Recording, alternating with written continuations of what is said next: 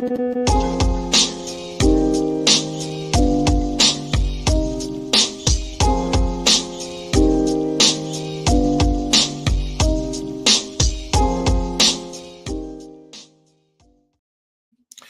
right, we are live. Mark is still our roaming correspondent. Going around yesterday. I don't know what happened, but it looked like the entire Chinese Navy was checking into a hotel where I am, and they just kept coming, bus after bus after bus. Now, that being said, it could have been the Filipino Navy. I didn't really, you don't know the uniforms. I don't really know which Navy it was, or Air Force, but a long line of Asian-looking military people, which I always call everybody Chinese, and because essentially they're derivative of that. I don't mean that as a slur. I just generalize it. I guess Asian would be a better word. Well, Asian's a weird one though too. I know. Brits, when the Brits say Asian, they mean India. Right. When I was growing up, they would say the Orient, but then Oriental went out offensive. The window. Yeah. So I don't even know, but yeah, I usually say Asian and just hope for the best. Yeah, I mean, Hawaii is such a mishmash. I mean, you've got like everything around here. There's Koreans here, Korean stores. There's tons of Japanese restaurants. There's Chinese restaurants. There's Polynesian restaurants. I can't tell who's who. All the food is smushed together. I don't know how Obama figures. You have some spam? This. I'm not touching spam. There's no way on the planet Earth I am unless they snuck it into something. Spam is huge there, man. Well, I ain't huge here. I mean, there's spam trucks driving around. We watched the other night 50 First Dates, which I kept hearing 51st State, and I couldn't figure out what movie we were talking about. And it's actually pretty funny with Drew Barrymore and Adam Sandler, set in Hawaii at the zoo, which is right up the street. And he's an animal doctor, Sandler. All right. Well, shifting to today's topic. What do we have today? Vince is going to be our guest, Vince Palamara. He's actually in the background right now. We're ready to bring him on at any point. Well, Vince, can I say something before we bring him on? I sure. Just want to say that Vince has been on before. He's got a number of books. This is the third time, Eric? Really? Yeah. I think he's the most of any JFK guests. Wow. So he's part of the family. He's got, all of his books. I don't know if there's 5 or 6. He's got a new one coming out in a couple of weeks, which is why we thought we'd bring him on now to, promote this book and get it out to you people when it's released on Amazon. Vince is the world's leading expert on the Secret Service. I don't say that lightly.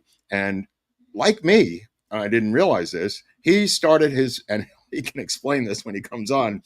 He started his fascination, if I remember this, with Wild Wild West, the show where they were Secret Service agents. And Vince can address that. I don't want to speak out of turn, but that's where I first got exposed to Secret Service culture, so to speak. And I don't know what happened today with the hearings, but was that today, Eric? Yeah, it is today. Abraham Bolden was one of the people, a doctor. I started to listen to the first few minutes of it, right. But I haven't gone through it yet. I figured we'd talk about it on Friday. We'll talk about it on Friday, but I just want to say this. And don't get me wrong, if I interrupt Vince, it's only for the clarity of the audience who may not know what me and him are talking about. When I do it, do not believe that I'm interrupting him to be a douchebag. I interrupt these guests so you at home are not all on the same page of what us and the guests are talking about in the weeds. So I do that for clarification purposes, not for my own edification, but for people who are not exactly up to snuff on every freaking thing that we're talking about. But that being said, let's bring him on. He could talk for himself because Vince is part of the family here at America's Untold Stories. Welcome back, Vincenzo. Welcome back. Great to be back. Nice to see you, Mark and Eric. How's things in Pennsylvania, bro? Pretty good. Hey, you know what? Today it's funny because the other day the attorney for Abraham Bolden, Tyler Nix, contacted me, and I rushed him my last book. In fact, the book coming out now is the 7th book. The last one was on the plot to kill President Kennedy in Chicago. obviously focused on Abraham Bolden. So I sent him a PDF of it real quick. He says, Vince, time's a waste. I can't even wait for it in the mail. I was like, oh, yeah, no problem. So, yeah, I myself missed it today, too. So I'm going to watch it back later on. I heard it's on several places on YouTube.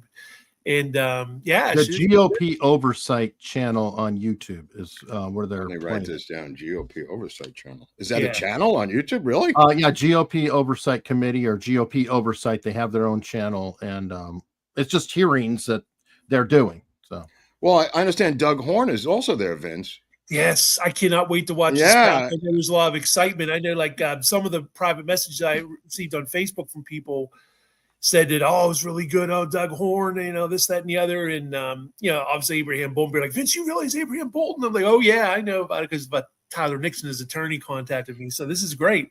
Better late than never. The public interest is amazing still for this. This is great. It's really good. Well, I mean, the hearings definitely have helped you and the show and everything else. And this new book, if you could show the cover, I mean, you sent me a PDF.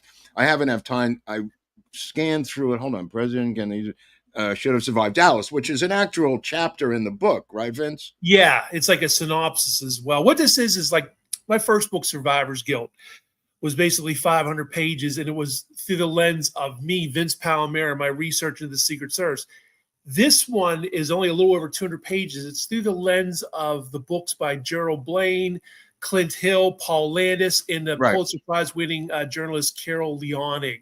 It's through their lens. So in other words, rather than like, this is Vince's take on things. No. Now it's through the lens of them, and then you see what's true and what's false in their books based on interviews and research and films and photos. So, yeah.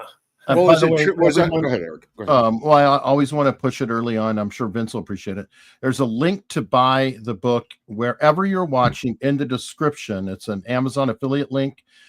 This helps Vince out a lot. If you're interested in it, if you pre-order it, what will happen potentially is if he gets a lot of pre-orders on the first day, he can have what's known as an Amazon bestseller, and that helps him climb up the rankings more, and it moves more books for him. Let's help him get an Amazon bestseller, because nobody owes Vince more of an apology than Amazon, Vince. From what I understand in that chapter I read last night, what the fuck was that all about, Vince? Amazing. Like you said, I devoted a chapter to it. Right on the eve of Carol Leonig is a... Explain who Carol Leonig is to the Carol audience. Leonig is a Washington Post reporter. She's won the Pulitzer Prize several times. Yeah. She's on TV all the time, like crazy about Trump and before that Biden. Well, in the eve of her book coming out, Zero Fail on the Secret Service, Zero Fail, F-A-I-L, it was all this hype in the media. And I'm like, oh my God, this Pulitzer Prize winning journalist, this is going to be great for me because she's going to focus on JFK, the Secret Service, this, that, and the other. Well, as a side note, it was very disappointing when the book finally came out because it was like she took the official history, official stories from Clint Hill and Gerald Behn. But here's the real thing, Mark, what you're alluding to. On the eve of her book coming out, all my books on Amazon disappeared. Eric, listen, check this out, Eric. For or since. And here's the thing. Not only my books, all 5 disappeared. Yeah. At the time, Last Second in Dallas by Josiah Thompson disappeared, and several other pro-conspiracy books. I always say no lone nut books were hurt in this hack. Only books that were, I guess basically critical of the Secret Service or pro-conspiracy, all were gone. And I contacted Amazon, obviously, because I was, what's going on here? Yeah. They had no idea what this was, and they won't want to hurt their own. I mean, they don't want to hurt their sales. They don't care if you're Democrat, Republican, anti-conspiracy, pro-conspiracy. It's all about revenue. It's all about a product they're trying to sell. So they wouldn't hurt you would think so. You would think. Yeah. Well, so hell, they sell McCubbin, for God's sake. Yeah. And what happens now, they finally all came back the day after the release of her book, but I think in that 24 was basically almost 48-hour period when they were missing. I think someone out there did that, so it's like, we don't want anybody capitalizing on the sales of her book. Her book's gonna be and it was #1 best-selling book in hardcover. And so consequently, my book and several other books were out of the picture for several days. And again, I got no answer from Amazon. They were clueless how this hack happened, and I've been following literally. No hyperbole. Every single day I check my books. It's not for ego. It's to make sure there's no shenanigans. Right, of course. What because I should also let you know there was actually one minor hack. Back in 2014, the Kindle version of my first book disappeared, and Amazon had no idea why. But this one was all the books, Kindle and paperback versions. And again, it was like about almost 48 hours before I got them back. Very bizarre. So good to share. Well, this is also a lesson, as you point out. The people who think the deep state has gone away on the Kennedy narrative, they're sadly mistaken, because there are still people dealing with maintaining these narratives, right, Vince? Yeah, no doubt. And look, Clint Hill just passed away, but Clint Hill, Gerald Behn, and to a lesser extent Paul Landis. I mean, they're out there. Well, all three of them have best-selling books, and they're making the media rounds, Fox, CNN, you name the station they're on there, the network, and they're espousing two narratives: that Kennedy was killed by a lone nut, and he set himself up as the target. And so, they don't want anybody coming between that narrative. And with me, like back in 2009, I had Gerald Blaine's attorney send me a threatening letter before I was even anybody. I didn't even have a first book out yet. On C-SPAN, not once but twice, Clint Hill and Gerald Behn both came out and showed a YouTube video of me speaking to Brian Lamb, the CEO. Well, he was in the room. I misspoke. I mean, it was Brian Lamb with Clint Hill and Gerald Behn, and they're talking about me, and everyone's like sending me messages. Vince, I can't believe this. Little old amateur you on the wilderness, and they're talking about you. Clint Hill and Gerald Behn talking about Vince Palamara, and they showed a video of me speaking about the Kennedy detail book. And everyone was saying the same thing. Boy, Val protects us too much. Vince, you must have really rattled their cages for them to bring up someone. And they didn't bring up anybody else. I was like, well, Vince, they talk about anybody else? No other pro-conspiracy author? Nobody, just me. And he spent about 10 minutes to try to debunk my claims. They did a bad job of it. But the point was, very bizarre. Before you could catch your breath, 2 years later, Clint Hill, out of nowhere, mentions me again. And I'm like, okay, this is ridiculous. What is going on? And then just to get everyone up to speed, my first book, it was a self-published affair for years, Survivor's Guilt. Well, when it came out in 2013, in 2014 Kindle, that's when I started to get Lisa McCubbin contacted me about some of my blogs, which is the co-author of all the Clint Hill. Let's explain Lisa McCubbin, because she's kind of a character. And maybe you can explain to the audience who she is. Yeah, she's basically a low-level reporter for years, but she was located in the Middle East, Qatar, QAT. Oh, yeah. No, you stumbled onto it. She was a media contracted personnel for United Arab Emirates. You got it. Am I wrong if I remember correctly? No, you're right. She was a registered foreign agent for United Arab Emirates. So she definitely spooky, bro. Spokesman for them. Yeah. And then out of nowhere, she garnered an interview with President George W. Bush that was like really amazing after 9/11 to be able to get a hold of him as some independent nobody.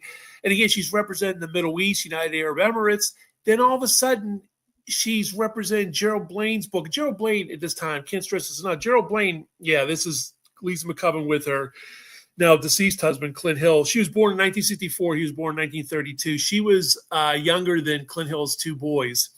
And it is what it is. They got together. No, it is what it is. But she is now the spokesperson for the late Clint Hill. Yeah. And she wrote all the books. And I think she was the one who drove the narrative of President Kennedy, he's to blame, the whole order the agents off the car thing to try to drive out and everything too. And I explore this in depth, not only in my latest book, but in my previous book, Survivor's Guilt, that, in the first book, Kennedy Detail, with Lisa McCubbin and Gerald Behn, they talk about a morning of JFK's funeral meeting with Secret Service agents where they supposedly, and it's all this dialogue 47 years later at the time the book was written, all the agents were dead but Gerald Behn. Every single one of them was deceased. Yet he's speaking for them saying that, hey, we can't let on that President Kennedy had it coming and basically allowed his assassination to happen. But the book conveys that by this fictitious meeting. I spoke to another agent, Talmadge Bailey, and I have to keep this clean with swearing, but he said that was horsepucky, that there was no truth to a meeting that day. We were preparing to go to St. Matthew's Cathedral in Washington with all the dignitaries. We had no meeting about President Kennedy, his orders, and all the agents I spoke to all said one after another, President Kennedy never ordered them off the car. He never ordered the bubble top off. He never ordered the motorcycles away. It's all this myth that he put on. It's like that saying, like, well, his favorite poem was supposed to, I have a rendezvous with death. Meantime, hello, we all have a rendezvous with death. We're not immortal. But it creates a Shakespearean kind of sexy thing with Kennedy that, hey, he was reckless of his social life and he was reckless of his security, which isn't true, but it's got everybody's eye off the ball for decades on the Secret Service because they have a tendency to say, well, they were the good guys. They could only do so much when they were hamstrung by the president. So when you find out, oh my God, not only is there no truth to this, but they blamed Kennedy. Well, the onus goes on the Secret Service. It's very sinister in a few occasions here. I mean, I have 3 major suspects, but as far as, the whole narrative, it got. Well, they came after you, from what I understand. They went to your human resources at your private work. Yes, because you were unpatriotic to Blaine. Is that possible? I mean, yeah, Mark, they tried to get you fired. Vince? Another thing happened. I won't, for legal reasons, I won't name him, but it was a good friend of Gerald Behn who was in military intelligence and maybe in Congress. He was also in the post office too. Yeah, but he started kind of borderline harass me online via my blogs and my email and saying, this isn't nice what you're doing, Gerald Behn, blah, blah. I don't like your critical thinking on this at all. And so I figured, yeah, whatever. Well, out of nowhere, I walked into work one day and I got a call from Human Resources. I'm like, oh, this is not good. And she goes, Vince, is there a private office you can go to? And I'm thinking, I'm getting fired for something. What is this about? Wow. So I go in there, Vince, the room secure, you're just by yourself? Says, yeah. Says, well, we got a letter from name deleted saying that you should be terminated because of your unpatriotic writings about this Gerald Behn. And she started laughing because, Vince, you're okay. Just to let you know, First Amendment rights, there's nothing you did wrong.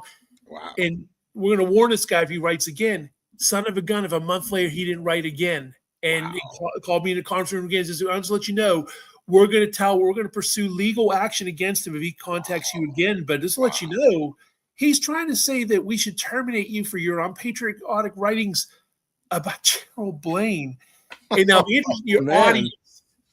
Another thing that Gerald Behn and Clint Hill can thank me for, and I say this facetiously, sarcastically, whatever, is the reason why their Hollywood movie went down the toilet. Let's talk about you're talking about the Kennedy Detail or the movie. It was going to be a movie. This is a feature film, not a documentary, right? Feature film. Yeah, not the Discovery documentary they came out with. Right. The same title, Vince, right. With Jake and what's the daughter? Stephen Gyllenhaal. It's Stephen Gyllenhaal. Jake and Maggie. There you go. That's it. That's the one.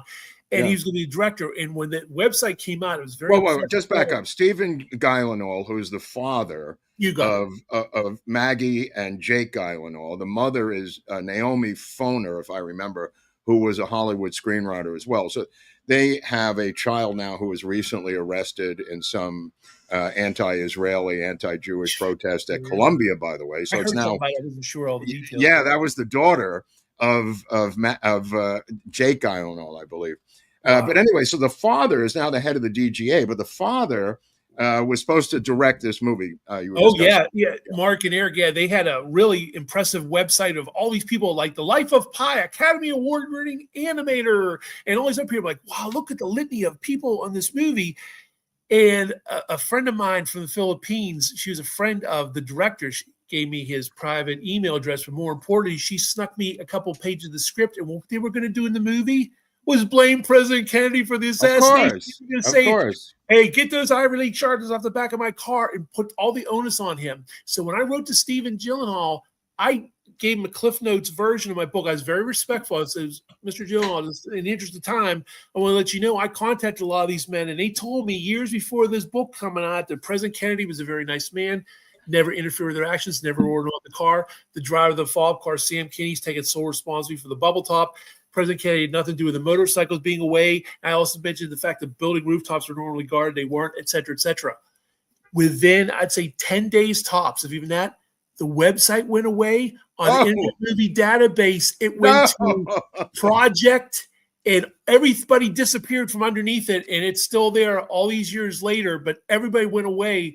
And the story I got from this girl from the Philippines, lady, I should say, she was connected with Mr. Gyllenhaal, was your letter touched Mr. Gyllenhaal to the point where he couldn't in good conscience go forward with this movie.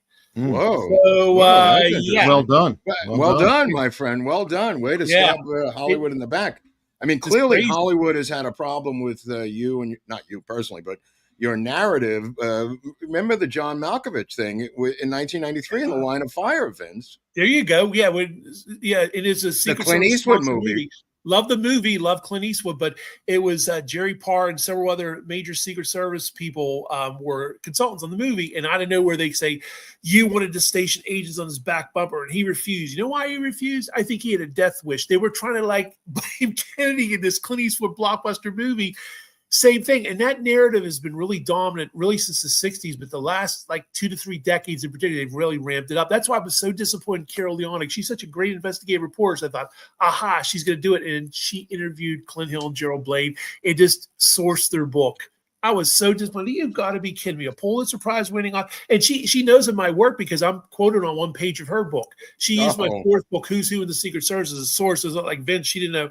She knows very well who I am. So it's like she didn't see. You just Google my name or anybody, you'd come up with all the information online for free and say, whoa, wait a minute now. All these agents told this Mr. Palamara or something else. You go to my YouTube channel. The point being is, without going on and on, but the details is that there's just something about this blame the victim, blame President Kennedy narrative. Well, even William Manchester, right, Vince, in Death of the President.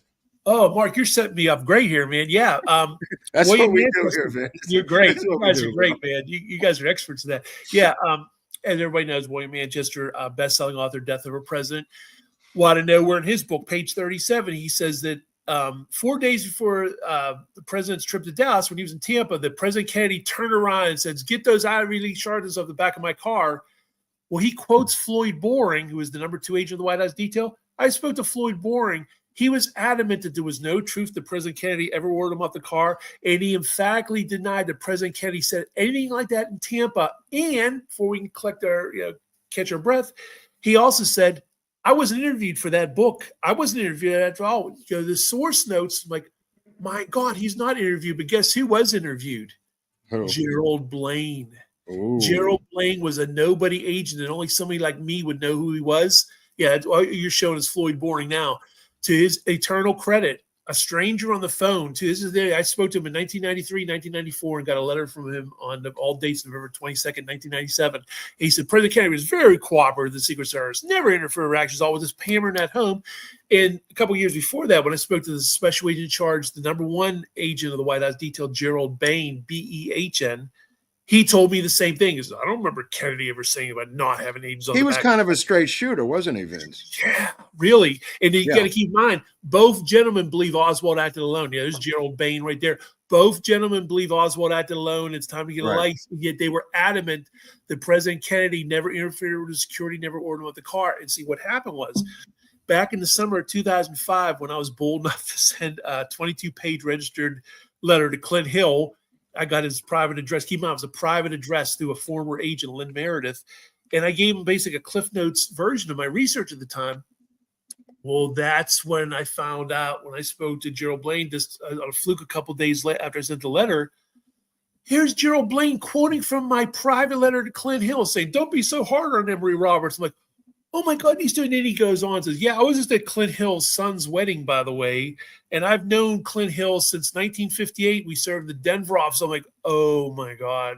But I thought that was the end of it, Mark and Eric, until a couple months later, a trade paper came out about an upcoming book by former Secret Service agent Gerald Behn. I'm like, he landed Simon & Schuster, this unknown, never before published author, gets on Simon & Schuster. Then there was a massive media poll. You might remember this story. I don't know, but back in 2010, Gerald Behm's claiming that he almost shot LBJ. It made a whole bunch of press that, oh my God, I almost took out another president that night at the Elms, the vice presidential residence. Oh, right, yeah. And I had my Thompson submachine gun and became within a gnat's eyelash of killing LBJ. I think it was made up, but what it was, it garnered sales and attention to his book.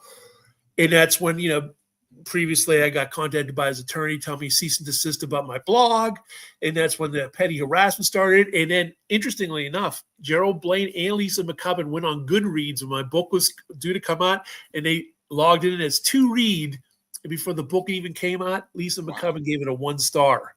That's interesting. That's interesting. And one last thing. Clint Hill clearly doesn't like you, that's for sure. Yeah. Well, the funny thing about the second appearance on C-SPAN, when he mentioned me out of nowhere, he said, Brian Lamb goes, you realize that fellow we talked about last time, Vince Palamara from Pittsburgh, he actually praises your book. Now, other than a couple pages, I think his second book is very good. Caveat being a couple pages. And Clint Hill started out, goes, maybe he has a secret agenda. I don't know, but I accept his praise. Thank you. My wife and I were sitting on the couch and going, I can't believe he's mentioned you again, because that hour he's on C-SPAN, he talked about Jim Riley, Jackie, the trips to Pakistan. And you had Vince. And then I know where Vince, and then at the time I was even published, I would argue back in pre-2012, I was basically, and you are, like, people in the research community might know me, but most people didn't know us. I'm like, boy, he's really going on. My mom and dad saw the rebroadcast. I cannot believe he's mentioning you. So again, and this is definitely what I believe happened, they saw my, at that time, prolific work online. It was all for free and everything. And they said, you know what? We got to squelch this. We got to squelch this guy. Is out there, and he interviewed, and all these gentlemen told me what they told me, and it's going to cast a sinister light back on them. So that's when they came out of their book, especially Gerald Blaine's book, the first one. And just, you read that, and it's over and over again about blaming President Kennedy. I'm actually on pages 359 to 360. He just doesn't name me, I guess, for legal reasons. He calls me a self-described Secret Service expert. Yeah. Well, at least they don't say buff, because they usually they use the word buff. And then he makes a really bad error. Like a page later, he goes, if these researchers and authors would only realize that there was documents that came out in 1992, and it's like, Gerald, they came out in 1964. They're in volume 18 of the Warren Commission. The Warren Commission, yeah. But he was trying to make it like there's new revelations that debunk Vince. It's like, no, they aren't. They're 1963 reports. Well, 1964 reports, actually, 6 months after the assassination. And they were written after the fact when the Warren Commission was wondering, well, why weren't agents in the back of the car? Yeah. So just to make a long story short for your listeners, out of the 36 members of the White House detail, they got 5 agents to speak about President Kennedy, and they claim on the Tampa trip. Now, 2 of the 5 agents, Jack Reddy and Clint Hill, admitted they weren't on the trip. Emory Roberts just said he got a walkie-talkie message about removing the agents on the back of the car. Gerald Behn and Floyd Boring are the 2 that told me adamantly, and many of the colleagues joined them, saying that there's no truth to that whatsoever. I think what happened was the Warren Commission in 1964 was putting the heat on, and he had to squelch it. So what they did is, hey, President Kennedy's dead, can't defend himself, no one's ever going to know, it sounds plausible. He ordered him off the car. And Mark and Eric, it wasn't until like the last 5 to 15 years, a lot of films and photos of the Tampa trip came out. The agents are in the back of the car during the 28-mile motorcade, almost 3 times as long as Dallas. And when I spoke to Russell Groubert, the lead motorcycle officer, he says the only time agents were on the back of the car was when the trip was totally done. It was getting dark, and we rushed back to Air Force One, and the public motorcade was over. So there would be no reason to show President Kennedy when they were flying at a fast rate of speed, this, that, and the other.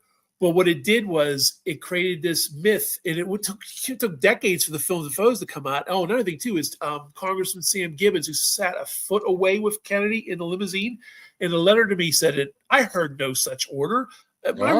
Agents were on there the whole time. President Kennedy was a very nice man. He kept on reiterating over and over. It's like they were reading cue cards. They kept on saying he's a very nice man, never interfered with our actions at all, very cooperative. And again, this was a non-Secret Service agent in the case of Congressman Gibbons, who was a foot away from Kennedy during the entire 28-mile motorcade. Again, 3 times as long, almost 3 times as long as Dallas. And again, every film and photo I saw has agents on the back of the car in Tampa. But again, it took decades for this to come out. The average person on the street wouldn't know or care. They're just looking at the inaugural motorcade in Dallas.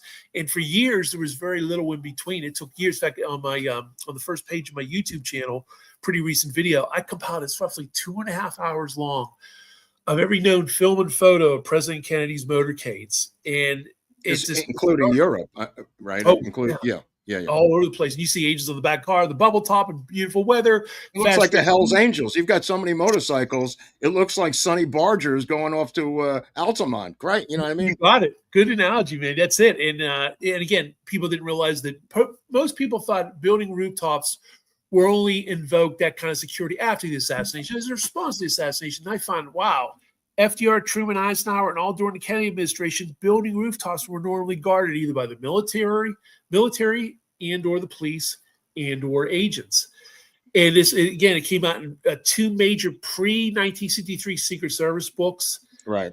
written by the help of. If I could say something, even if they didn't, just to add in something, even if they didn't like Kennedy's lifestyle, which is another one of their myths, they would still do their job professionally by building rooftops and guarding him, I believe. Right, Vince? So true, Mark. And here's the thing: I always give the caveat. Although obviously most people believe there's a conspiracy. Hey, for the people out there, the minority that thought Oswald had to loan, okay, have your little Oswald had to loan. If they would have been guarding building rooftops and had the normal security, Kennedy lives. That's not even more. That's why I call this President Kennedy should survive Dallas. Right. Conspiracy or no conspiracy, Oswald or no Oswald. If the Secret Service, this is not rose-colored glasses, this is only 1963 era security measures, Kennedy lives. And again, if you look at the prior stops and you realize the Secret Service documents that weren't shredded in 1995 by the Secret Service, you see, wow, multi-story building rooftops were all guarded. He came to Pittsburgh, my hometown, and they had all the rooftops were guarded by police armed to the teeth. I wanted to ask you about the shredding because of the JFK files, which when I was emailing you. Sure. And I remembered the shredding. Can you address what happened to their documents? Was it the House Assassination Committee that asked them for the docs, Vince? Well, what it was the Assassination Records Review Board when they got together, and basically 1993 to 1995, but you could argue 1993 to 1998. But for our purposes, we'll talk about early 1995. Well, before that, the Secret Service was told, and one of the officials was Ralph Basham, who later became the director of the Secret Service, interestingly enough. They were told by the review board, do not destroy documents. The CIA didn't destroy documents. The FBI didn't destroy documents. The Secret Service destroyed. I did destroy their documents. But you're right. Point being, Lee Harvey Oswald's file. Yeah, big point corrected. Yeah, but 6 boxes of Secret Service documents were shredded. Wow. And what they were fall of '63 protective survey reports, which would have shown, because these are internal documents, would have showed building rooftops guarded, agents on the back of the car, many motorcycles, etc. And obviously the contrast with Dallas would have been excruciating. So the Secret Service, the then modern Clinton era Secret Service, took it upon themselves after they were told. It wasn't like, Vince, is there any chance this was a bureaucratic slip up? No, they were told. And in the final report of the ARB, they even made note about this destruction. But they were going to force congressional hearings. Doug Horn, maybe Doug Horn will mention it today.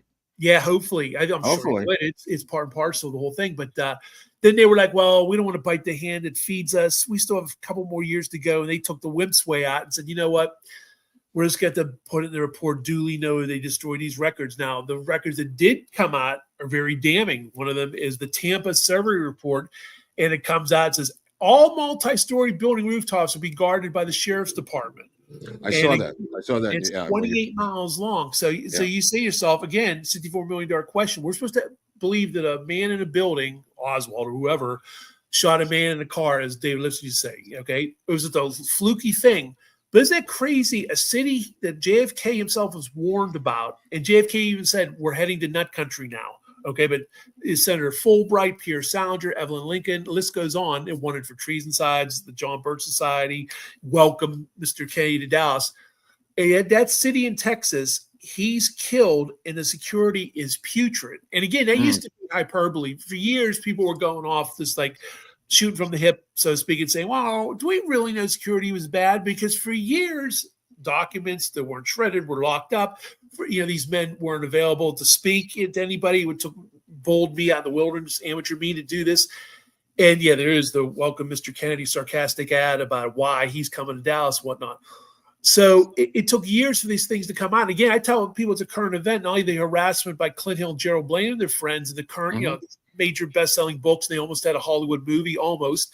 You have everybody on TV, all these amateur historians always throw back on Kennedy. He didn't want them on the car. He wanted the bubble top. So you immediately get your eye off the ball and just look at all the other very important, Hoover, the CIA, the mafia, and everybody looks off the CIA now, or Secret Service. Now, I always tell people, I'm not blaming the Secret Service as an institution. I really just have 3 suspects.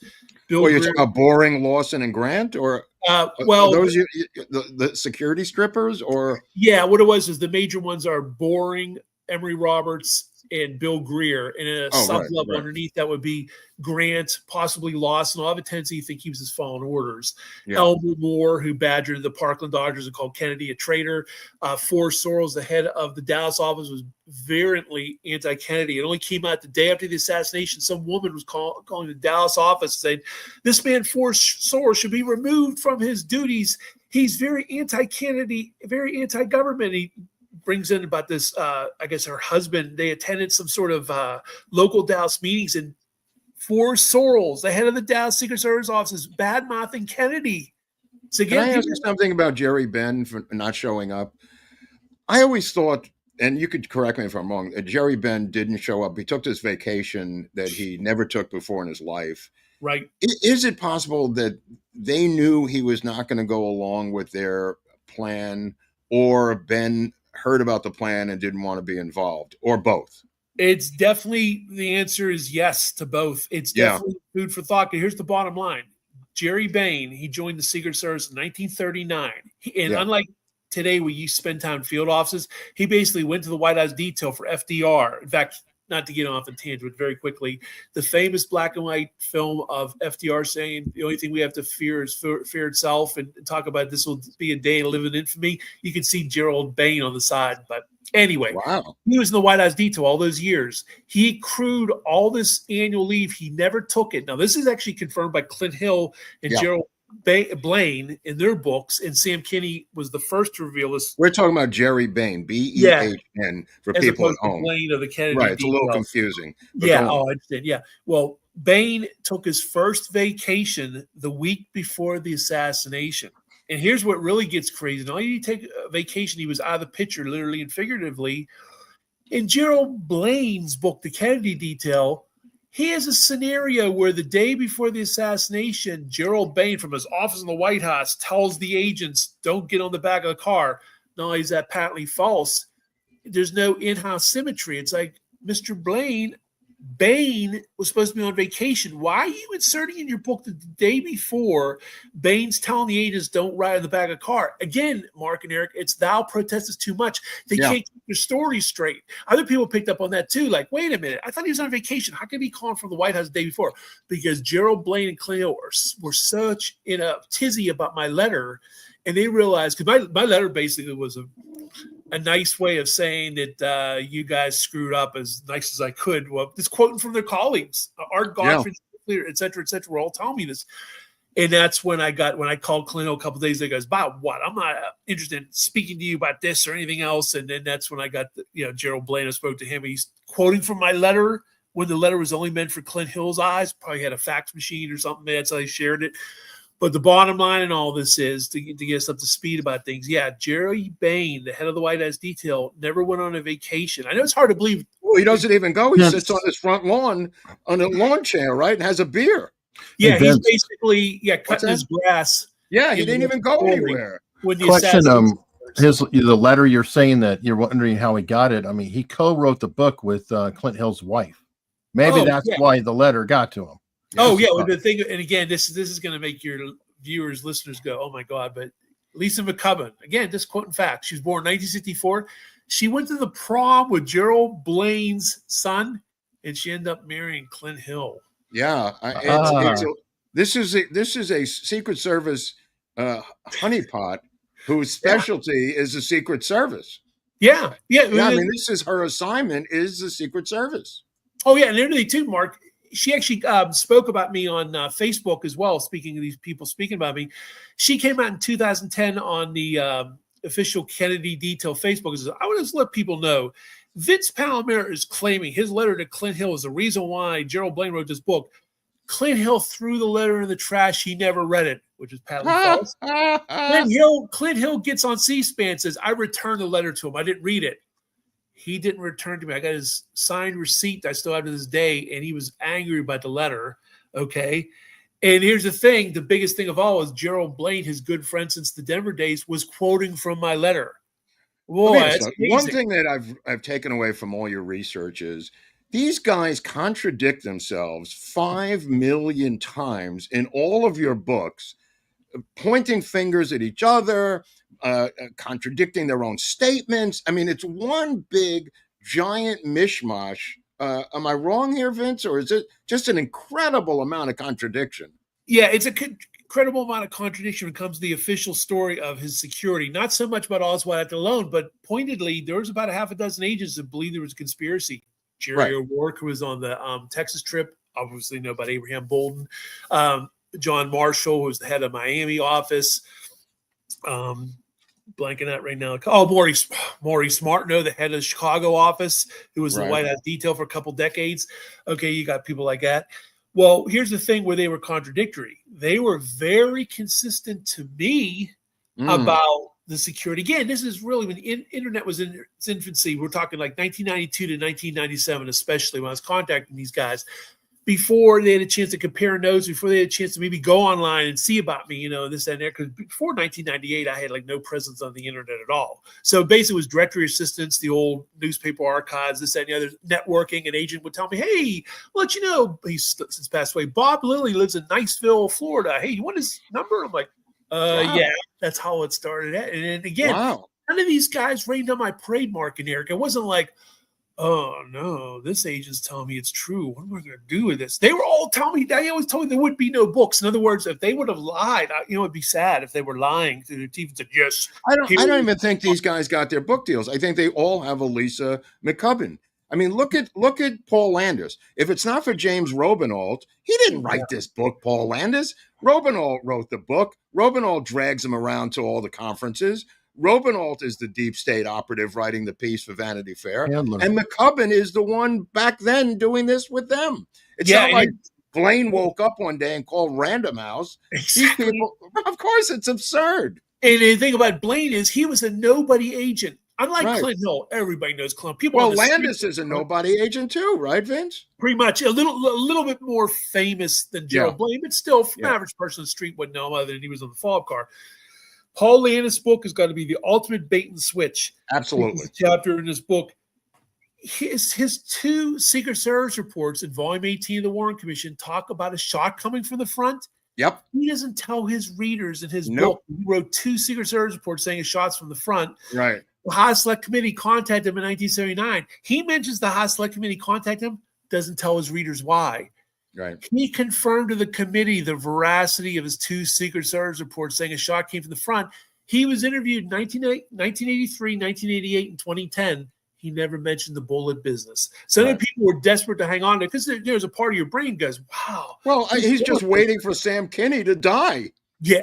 Yeah. Right? Vince, come on. Yeah, Sam Kinney, because, I spoke to Sam Kinney 3 times, and Sam died July 21st, 1997. Well, Gary Laux, L-O. That's his neighbor, right? Yes, was his neighbor. Yeah. And he came out in the 50th anniversary of 2013. I have it on my YouTube channel, a video of him. It's an audio. How convenient. And he's talking about that Sam Kinney told him about finding a bullet. The identical story that Paul Lance would later. Exact same story. Yeah. Well, Gary Laux passed away in early 2023 on the eve of Paul Lance's book coming out. Right. What happened was I actually posted on the education forum for the world to see. There's a timestamp. I let everybody know Paul Lance is coming out with a book. It was crickets. Nobody in the research community cared. Nobody cared. Died to death. As soon as it hit the newspapers, the online, whatever, Fox News, CNN, everything. Then everyone was going nuts about his book. All these posts were getting tens of thousands of views. Everyone's all excited about his forthcoming book. But when I posted about it, no one cared. And it's not like, oh, that's something about you, Vince. What it was before he came out with the bullet business, people were just like, oh, boring. What, another Clint Hill wannabe is going to come out with his book trying to sell. But because of the bait and switch about the assassination, it got everybody thinking, wow, this is something. They get the book. There's a pamphlet's worth of info that's any good. The rest of it is boring. Even for someone like me who's a big Secret Service buff, a lot of it's like real dry and clinical. It's like, oh, I read this already in Clint Hill's book, Jackie's trip to Greece and Pakistan. These things are culled from other books. To get these book deals, you in my opinion, which we've talked about on this show, you have to have this one new phony fact. And, with Wesley Buell Frazier he saw these guys unloading guns when he left the school book depository in a car. The rest of the book is boring filler taken from other books like this one with Robin. Well, good analogy. I tell you what, Mark, you're spot on. That's what Paul Landis, you can see the Amazon reviews. People were like, oh man, this is disappointing. I thought there's going to be a lot more about the assassination. Only a couple pages. And then for John Q. Sisson, must be really confused, Eric and Mark, because they're like, wait a minute, what's this? Because if you're not a researcher, you're going to be like, okay, he found a bullet on the back of the limousine. What does this mean? He doesn't spell out the ramifications. Well, go into what he does with it. What does he do with the bullet? Go into that, because that's fascinating. Yeah, well, again, from 1980, well, actually, we'll go back to 63. Go back to 1963 up to and including 2010, because we didn't hear from him between 2010 and 2023. He either said nothing at all about this bullet or just mentioned it as a fragment, and no one ever cared about it, because he was doing it in the best-selling Gerald Behn book about finding a fragment that he found in the back seat. So everyone's like, oh, it's probably one of the fragments that we eventually find, the Warren Commission exhibits that were found that night in the White House garage. Okay, big deal. Yeah. What transmorphed into a whole bullet, and not only a whole bullet, but Commission Exhibit 399, the magic bullet. He's claiming rather than being found on a stretcher, he found it on the top of the backseat of the limo, put it in his pocket, went to the emergency room, and put it near JFK's shoes for them to find. It's like, crazy. Oh. It's a bold bullshit story. I mean, you got to hand it to them. They have an incredibly bold bullshit story here. And it convinced RFK Jr. that the conspiracy has been solved by. He came out and said Paul Landis has now discredited the magic bullet theory. Thank you, Paul Landis. Yeah, and the thing is, it's so tempting to want to, say, "Wow, this is great stuff," but you realize, wait a minute, this whole thing doesn't stand apart. Like a good prosecutor would rip him apart on cross-examination. Yeah. He's a law enforcement officer. A law enforcement officer would do that? Come on. That's insane, Eric. Exactly. 7-page report. One of his reports is so detailed. It talks about all the places they passed in the motorcade, about, a shot coming from the front. Hello, doesn't mention it in his book. And we're supposed to believe from 63 to 2023, radio silence. And at the age of 88, he's come out. Well, he also said he never followed anything, read any book about the conspiracy stuff, never saw a documentary, never read a book, and all of a sudden wakes up and says, "Oh yeah, I found $3.99 on the back of the car." Yeah, I think what happened is some of it was he kind of gave the cat away. He read 6 Seconds in Dallas. I'll even give it to him, but he read it in 2014, not 1968. He read it in 2014, basically 9 years before his book came out. This is Josiah Thompson's book that Vince is talking about. Yeah, I think what happened was, this is my speculation, but I think what happened was Paul saw how well Clint and Gerald's books were doing sales-wise. He says, I'm going to go out with a bang, too. I'm going to raise this issue in, Sam Kinney's dead, and Gary Laux, the neighbor's dead, and Phyllis Hall, the nurse, who also came out with a similar story, died early the same year, 2023. Got together with his James Robinall, his co-author, who had to massage his memory and all these weird statements. Massage his memory. Yeah, it's like, okay. And now all of a sudden there's a bullet. But again, you go from this 2 detailed Secret Service reports. Everybody go to volume 18. It's even online. You can Google it, volume 18 Warren Commission, and search for Paul Landis. 2 reports. You'll be shocked and go, oh my God, Vince is right. He talks about a shot from the front. How come it's not mentioned in his book? But then you'll say, wait a minute, there's nothing about finding a bullet here. And again, all through those years. Keep in mind, he is across from Clint Hill on the running board on the right-hand side, the JFK side, if I remember correctly, of the follow-up car, Vince. Is that correct? That's correct. You're exactly right. And it's just and he's an enigma, because people might say, well, Vince, you contacted Clint Hill and Gerald Behn and all these other agents. Did you contact Paul Landis? I did, back in the late 90s, several times. And I also reached him through an intermediary, and he promised to get back to me. He never did. That's his prerogative. He's just one of those guys, like a footnote, that I tried to contact him. But you spoke to Kenny right before that. Oh, yeah. 3 times at length. Never once did Kenny mention this bullet that Gary Laux' neighbors claim. And it's sad. It really is. It really is sad. It really is. It pollutes the waters when people make stuff. I spoke to Sam for hours between 1992 and 1994. He had plenty of opportunity, because he talked about the back of Kennedy's head was gone. He found that piece on the C-130 going back to D.C., put a phone patch into Dr. Berkeley and his aide, Tommy Mills.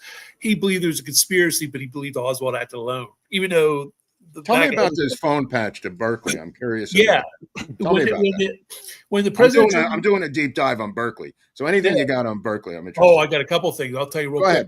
Well, Sam Kinney, again, these phone conversations I had him in the early 90s, he talked about everyone's always wondering about this incredible missing piece. Well, I had it on the limousine and no one's ever asked me. He says, he told me that on November 22nd, 1993, the Today Show, and I have it on my YouTube channel, interviewed him. And all they wanted to know about was John Jr.'s salute. Anytime we went into any of these details, they were like, cut, we don't want to hear it. He says, it's probably out there in outtakes, ha, ha, ha. But we're talking now, get to the point. Okay, after the limousine and the Secret Service fob car are loaded onto the C-130 transport plane, Sam's sitting there in the back there, and some of the Air Force officers, the crew said, oh, I can't even stand to go back there. The smell and the sight is just ghastly because it's President Kennedy's brains and blood in the back seat, okay? And Sam goes back there, and not only is revolting, but he finds it was the biggest clay pot piece. It was like a big piece, and it was the back of Kennedy's head, because that's the part I saw blow out. He said with the assassination card, he was 5 feet away driving the fob car. He's looking at Kennedy. That's how he gauged the distance, so he didn't ram into the back of the car and whatnot. So he saw the back of the head go off, and he put in a foam patch to Dr. Berkeley while on the C-130. People got to keep in mind, this is before the internet, smartphones. It was a foam patch, and that's when Tommy Mills. Hold on. Where is Berkeley now? Because is he on Air Force One? Or is this the next day? Or where is Berkeley? Actually, but it's a very good point, Mark. At that point, he might have still been airborne, because even the C-130 took longer to get there. Right. He might have been airborne. But here's the thing: what Sam says. Yeah. Whatever happened came to of this back of the headpiece, I don't know. It was given to Dr. Berkeley through Tom Mills. Who was Tom Mills? Who was Tom Mills? Tom Mills was a Navy aide. He was an aide to Dr. Berkeley. And the other thing about Dr. Berkeley is very interesting is, I think this is what you're leading to. Tom Shipman, who was the driver agent who died the month before the assassination. Yeah. Gave Bill Greer the opportunity to drive Kennedy in Dallas. Well, died of an alleged heart attack, Camp David. Well, when I spoke to Tom Shipman's family several years back, they told me that Dr. Berkeley took care of everything. I said, what do you mean? Oh, boy. Dr. Berkeley, he took care of, of his burial. It only took a couple of days. He's buried. And I even said, because I didn't want to get too delicate with these details, I said, did they do a toxicology report? He says, no, he was just buried. Do you believe it was a heart attack? He says, well, I'll be honest, that's the thing. It's always his daughter, Laura, told me that's bothered her for decades. So here's the thing. There's no lawyer's adage. Don't ask a question you don't know the answer to. Mark and Eric, these people could have rained on my parade. All those agents on the phone could have told me, get a life. He orders off the car. And he said something else. Well, the Shipman family could have rained on my parade and said, Vince, time out. He had a heart ailment. There's nothing to it. But instead, for decades, they, in silence and in anonymity, have always questioned about why Greer drove and Shipman, their father or brother, whatever, died. And in fact, Dr. Berkeley took care of everything. It's a pretty damn fast. He dies, and 2 days later, he's buried. Toxicology tests could take weeks. And there's an old country doctor adage, basically is, well, he's not shot, he's not stabbed, heart attack. So that's the thing. And this guy's a fit and fiddle Secret Service agent who's got the double. Well, I'll tell you something else. Only one man has ever been the primary doctor for 2 consecutive presidents before this time, and that's Admiral Berkeley. That has never happened in American history. Right. There's a brief thing with Obama and Trump with Randy what's-his-face, but that was an overlap of time. But no doctor other than Berkeley has ever served 2 consecutive or 2 presidents in American history. And we know about Berkeley. He came out several times and believed there was a conspiracy, but when they tried to nail the details, he wouldn't get into it. And his daughter, after his demise, Vince, right? She did an about face that I'm used to as well. She promised to give documents, then she thought it over and didn't want to. James Mastervito, former Secret Service agent, interviewed by the Assassination Records Review Board. He was in charge of the JFK assassination files for the Secret Service during the 70s. Well, he passed away, and I talked to his daughter. She was real nice. She says, you know what? There's some documents here. Somebody like you would be really interested. Do you want me to send them to you? I'm like, pinch me, I'm dreaming. Yeah, I couldn't give her address. I called a week later. She goes, she was real brusque. Her friendly demeanor changes. Deciding I don't wish to part with these. Like, right. They kept going forward and pulling back, both him and his daughter. Yeah, and like again, even Gerald Behn himself. I spoke to him in 2004 and 2005. You know what he told me? What? President Kennedy never interfered with us at all, never orders of the car. And guess what he said? It kills his book. And I mentioned it in this book, in my first book. Yeah. I said, where did this Ivy League charlatans thing come from? He goes, that came from the guys. I can't remember who said it. That's what I mean. 5 years later, he said it came through loud and clear in his walkie-talkie and it originated from Kennedy. bull. Oh, bullshit. All right, Vince, here's I a had a question that came in from locals that I think might be on point. Who do you think are the most honest agents of the JFK era that you've communicated with? Come to mind right away, probably three of them right off. Gerald O'Rourke, who ironically believes there's a conspiracy. Abraham Bolden, the first African-American agent of the White House detail, also believes there's a conspiracy. And Sam Kinney. Sam Kinney. Wow. He believed there's a conspiracy in the back. His head was gone, but some in Congress believed Oswald was the only shooter. So, but at least he believed it. He also, just like several other people, did not acknowledge a single bullet theory. He said all 3 shots hit. There was no missed shot. And I'm like, doesn't he know about that? Hey, but he's going on about it. But now, little caveat, kind of a funny caveat. There was another guy that was real friendly for a time, Larry Newman. Larry Newman was one of the agents that spoke to Seymour Hersh. I spoke to all 4 of the agents that spoke to Seymour Hersh and was on the ABC documentary with Peter Jennings in 1997. Well, Larry Newman was a sweetheart, and he was one of the agents that also told me Kennedy never ordered us off the car. And when I spoke to him a couple years later, he did an about face. He goes, I remember you. You're crazy. You're in a shit-house rat. I have nothing to say to you. And he hung up. Wow. That's what I mean. They contradict their own bullshit stories. I've never seen anything like it in my life. It seems like they got a call. Like they meet Vince, they have a great conversation. Yeah. Then Gerald Behn or somebody calls him up and says who this guy Vince Palamara is. This crazy weirdo tin hat guy who's off, riding. You need to stay away from. He's dangerous potentially. They probably come up with all kinds of stuff. Well, let's talk about Greer for 2 seconds. Now that you mentioned Greer, because let's resolve this thing. Did he physically bring the limo to a stop? A full stop, Vince Palamara, let's end it right here. No. Okay. What he did was it appeared to stop. He slowed down. And when that little slight incline or decline, depending where you're at, it appeared, like, let's put it this way. Whenever you slow your car to almost a stop when you're pulling into a parking spot, it almost feels like you're stopping. Oh, we're actually technically we're going a couple miles an hour. What happened was there's no doubt he slowed the car. There's over 70 witnesses that said the car either slowed or stopped. I think the stop was the hyperbole for people to say, wow. I agree. He really slowed down. And again, if you pull into a follow-up car would have slammed into it. Exactly. But it gives credence to people that were how dramatic the slowdown was. Yeah. But I don't think it was a complete utter stop. They were going 0 miles per hour and that's it. I just think it was more of a slowdown. So people go crazy about that. Yeah, no, it's still very important. It still shows Secret Service negligence or worse, but a full stop, no. Greer kept apologizing to Jackie, remember? He kept saying how sorry he was, like, why didn't he pull out of line? I mean, Kellerman tells him to pull out of line. I mean, what's your take on that? First of all, why is Kellerman the chief agent in charge here of this whole operation? Why is Kellerman sitting there? Why is Kellerman for the first time in charge of this? And why does Greer look back twice? Why doesn't he drive off? Well, here's the thing about that. I make the analogy during lectures when I get a little rise out of people. I said, this would be like Tom Brady in the Super Bowl. Hey, Tom, sit down. We're going to give Jimmy Garoppolo, one of the third stringers, a chance. Good? You don't do that. And this was a city that JFK was warned about. And JFK himself even said, we're heading to nut country. This came from Kennedy, who also, in his witnesses, is that Kennedy talked about it last night would have been a hell of a night to assassinate a president in Houston. Yeah. Marty Underwood, Democratic National Committee advance man, said, sir, we're getting all these rumors you're going to get shot the next day in Dallas. And JFK said, Marty, you worried about me too much and whatnot. But the point being is, Behn or his immediate assistant, Floyd Boring, always accompanied the president when he left Washington. In fact, I went through for the first book. I went through every. Boring goes back to Truman, right? Yeah, Boring. The Truman assassination with the Puerto Rican. He shot one of the. He was there. Yeah, November 1st, 1950, Blair House. Yeah, the 2 Puerto Rican nationals, Oscar Clazo and Griselli Torcello, and that. But they both started during the FDR days. But yeah, you're right. He was there for the attempt on Truman's life, which was a conspiracy. 2 Puerto Rican nationalists tried to kill Truman.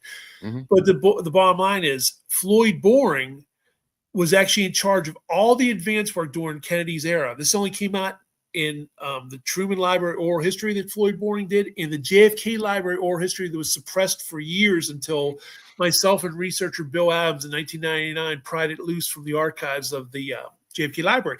He says in there, and all he say Kennedy's very cooperative, nothing about ordinance of the car. He says that I was in charge of all the advance work. I did all the advance work. And sure enough, during the House Select Committee era, Floyd Boring and win-losses, talking about win-losses. I've had many conversations back and forth with Floyd Boring. Now, when Floyd Boring was interviewed by the AARB, I'll get your question right away, Mark, but real quick, the first thing he says, the door opens to Doug Horn, says, I didn't have anything to do with it, and I don't know anything. Yeah.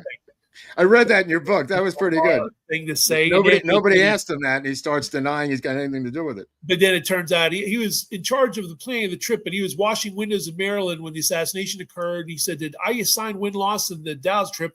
I don't remember why I picked win-loss. And then sure enough, all these details came out. Now, to answer your question, okay, so again, this was even the chief of the Secret Service, Huey Bauman, came out with a book before the assassination called Secret Service Chief. And he even says, the agent in charge or his immediate assistant always accompany the president when he leaves Washington. And going all through the films and photos, documents, I was like, son of a gun, every trip I see, it's either Behn, Boring, or some combination. A lot of times with Kellerman too, but not Kellerman by himself. Yeah.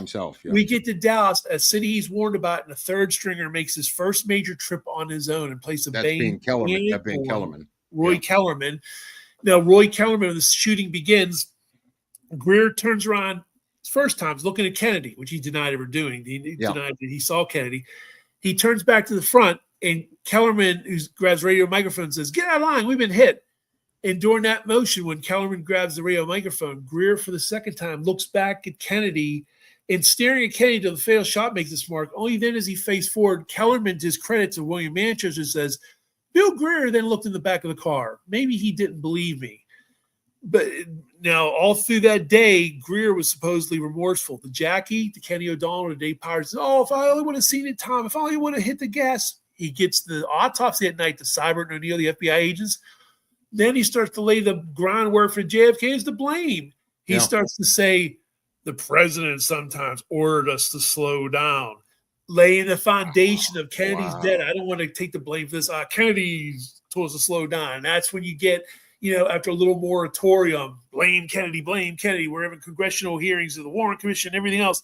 So that got it. That myth is just the myth that won't die. It just, to this day, I still fight with people that don't know my research. They're like, hey, I heard Kennedy didn't want those guys in the back of the car. And I'm like, oh, here we go again. I got to go through this all again. Well, how about the one where Greer turns around and shoots him? How about that wonderful? That's the sad thing. You were talking before about good with the bad. The good news is, hey, it brings a spotlight on the Secret Service event. The bad news is Greer didn't shoot anybody. And poor copies of the Zapruder film, it's the Brill cream inside Kellerman's head. They think it's a pistol. Greer didn't shoot Kennedy, but he's still a suspect for what he did. Right, because of his driving or lack of driving ability. When you want to, somebody had to be at that wheel. Yeah, and here's the thing. He was part of the Orange Order, the Order of the Orange in Ireland. What happened was, in 1991, Greer died in 1985. Well, I spoke to his son, Richard.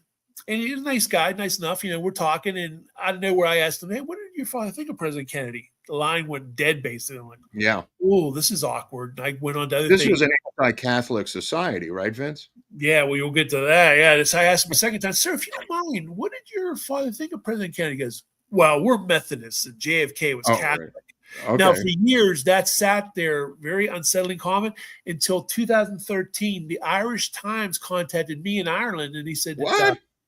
From Ireland, I should say. Yeah. And he said, Vince, we have some information. I saw your research online by one of our citizens, William Greer.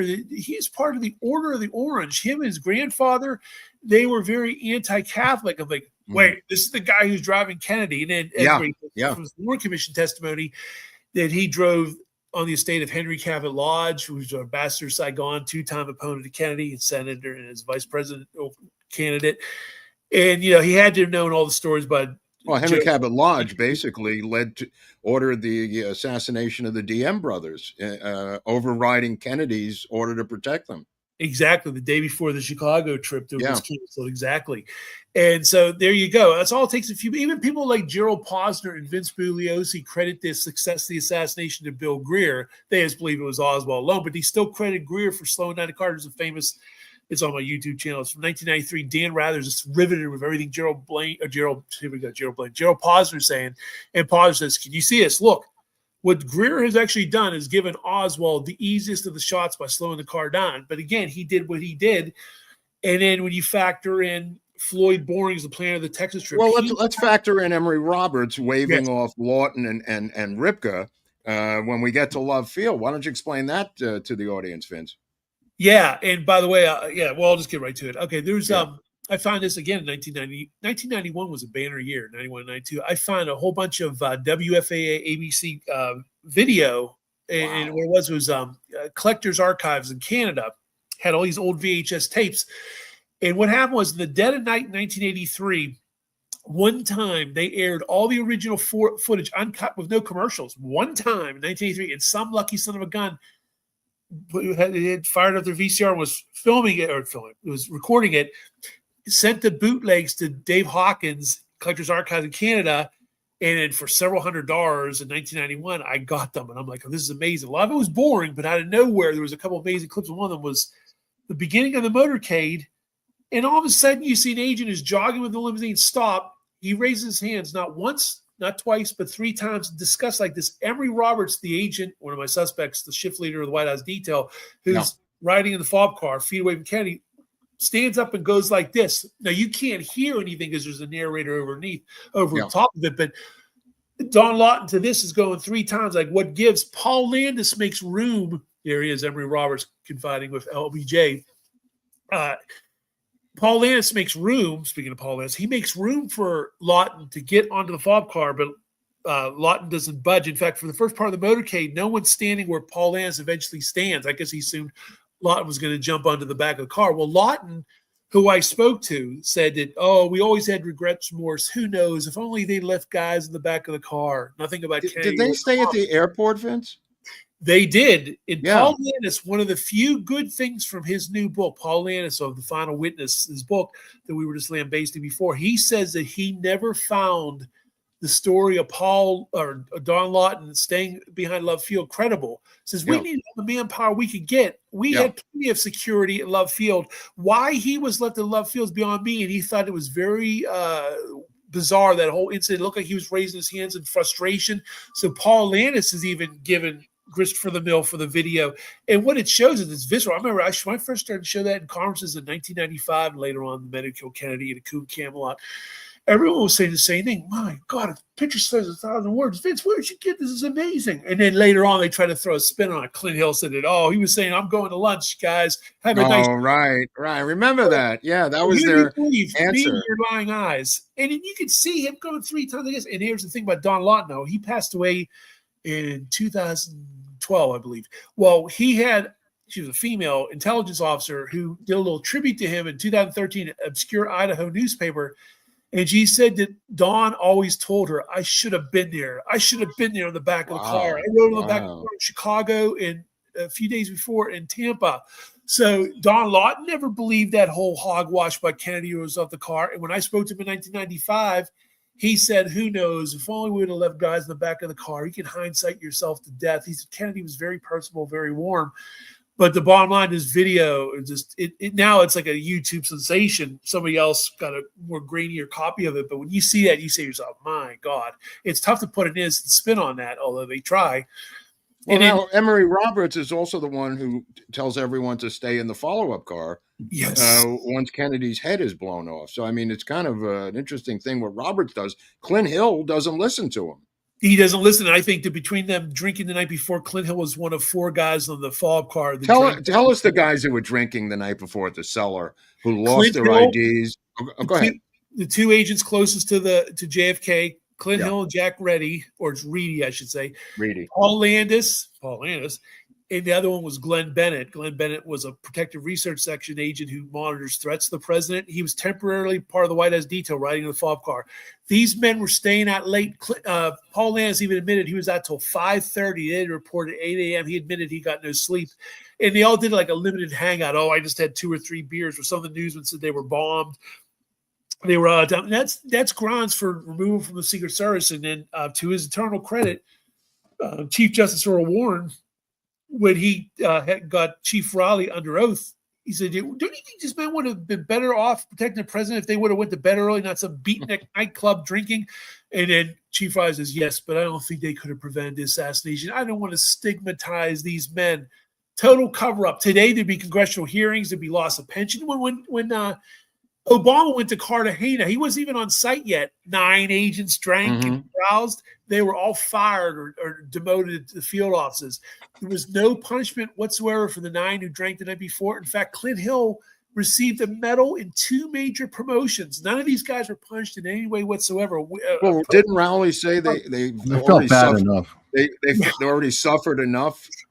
But you know what it is? This is before the internet. This is before investigative journalism, in my opinion, before people really questioned their government. So in 63, 64, when people read the Warren Report, when they read the newspaper serialization and they read it as oh, isn't that a shame, Martha? I can kind of see that. In the meantime, they're worried about the Beatles on Ed Sullivan, the Vietnam War, their own pocketbooks, whatever. So it was very easy to fool the public back then. The word of the government was like the word of God back then until people like Mark and Weisberg started. I wanted to ask you about some of these other plots while we have you on the show. Was there a plot to blow up the Orange Bowl with a bomb? Yes, there was. Yeah, I forgot about that. There's 2 Was that one of the anti-Castro Cubans? Yeah, when Kennedy went there, December 62, I forget the exact date, but December 62, agents all surrounded his car, by the way, including Clint Hill and Gerald Behn, the Kennedy detail. When Jackie and him were going into the Orange Bowl and they're waving to all the Cubans were just anti-Castro, the Cuban freedom fighters that were captured during the Bay of Pigs for a big ransom. They were released and they were there to meet Kennedy. And that's when Kennedy said something. You're supposed to give him the Cuban flag. They gave him he says, I can assure you this flag.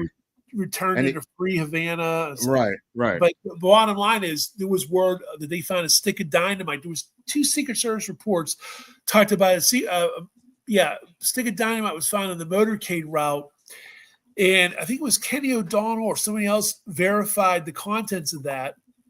And then later on, when he went to Florida the next year, and someone, when you hear this, Sam Kenny even confirmed this, when they threw a Powerhouse candy bar at the at the Fall Park, the other agents freaked out, thinking it was a stick of dynamite because they remembered the year before when they found a stick of dynamite. That was obviously there was a faction of Cubans who were I keep wanting to call them anti-Castro. These were pro-Castro Cubans who didn't like what Kennedy did with the Bay of Pigs and.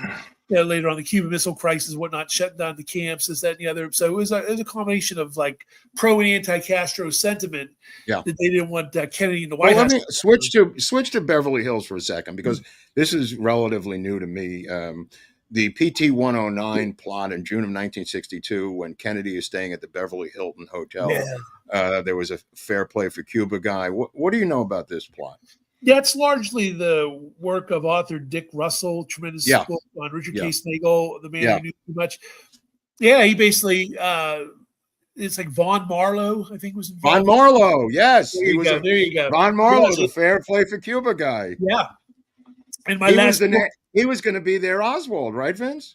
Yeah, just like Thomas Arthur Valley in Chicago and Policarpo Lopez in Tampa. Von Marlowe right there, perfect. And what it was, look at him, look at him. He looks like a little Clark Gable in a way, but But the bottom line is, this my last book on the plot to kill President Kennedy in Chicago. I had a whole chapter devoted to other threats, other plots.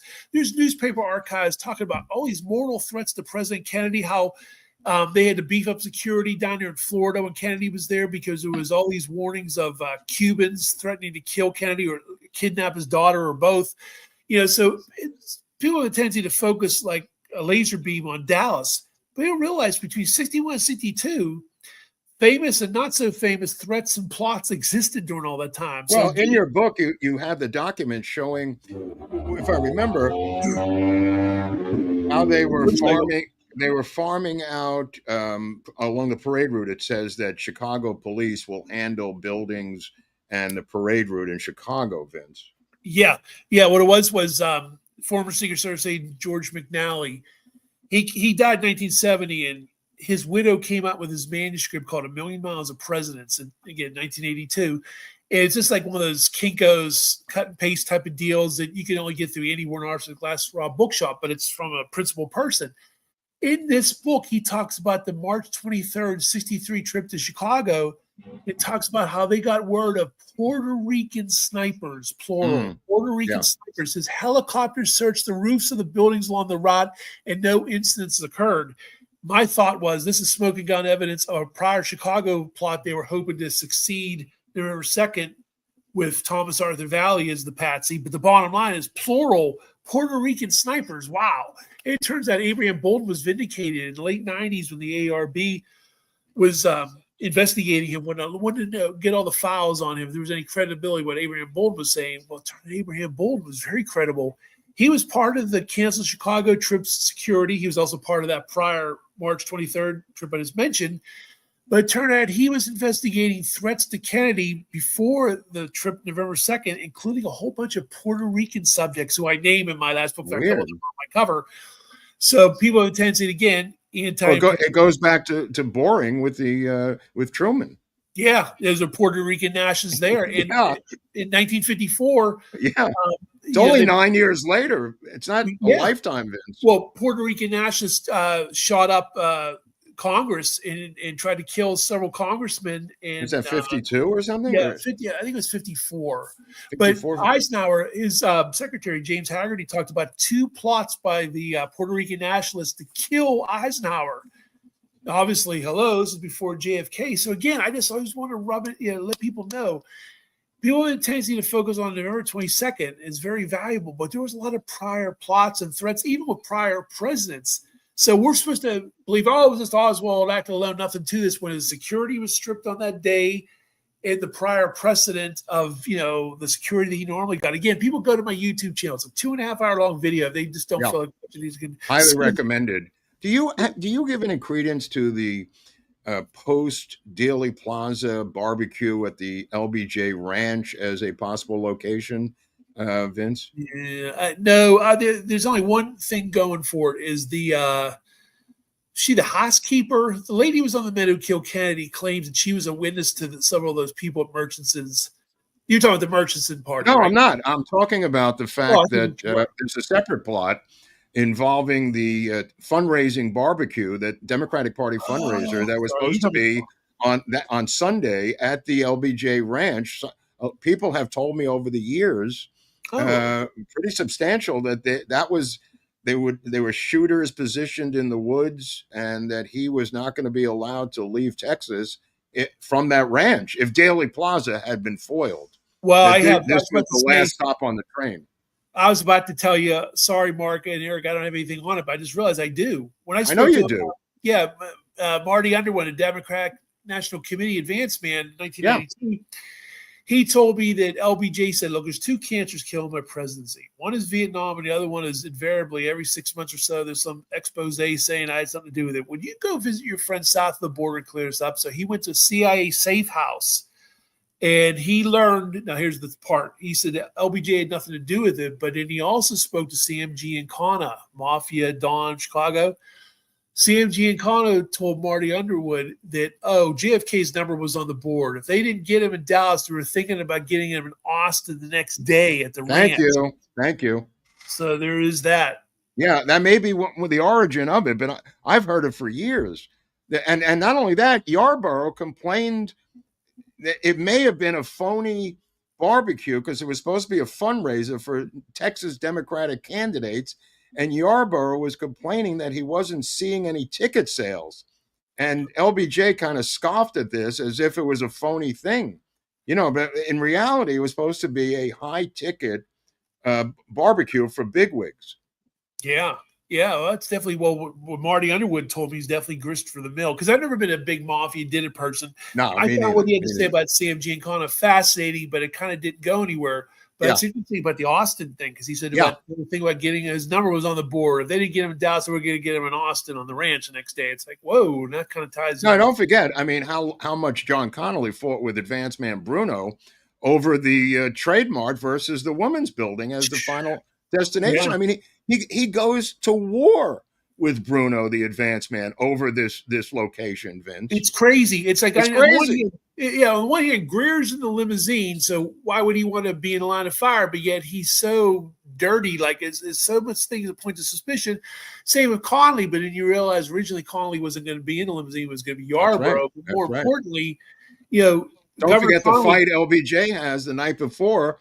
in Fort Worth with JFK over that seating arrangement. Yes. And Jackie said it was the loudest fight she ever heard her husband have over Yarborough sitting in that seat. You know, the prior Texas stop, San Antonio and Houston and whatnot, they're in different seating configurations at times. So it's very interesting how that all came to be. Was Berkeley ever sitting with him in any of those configurations? Berkeley?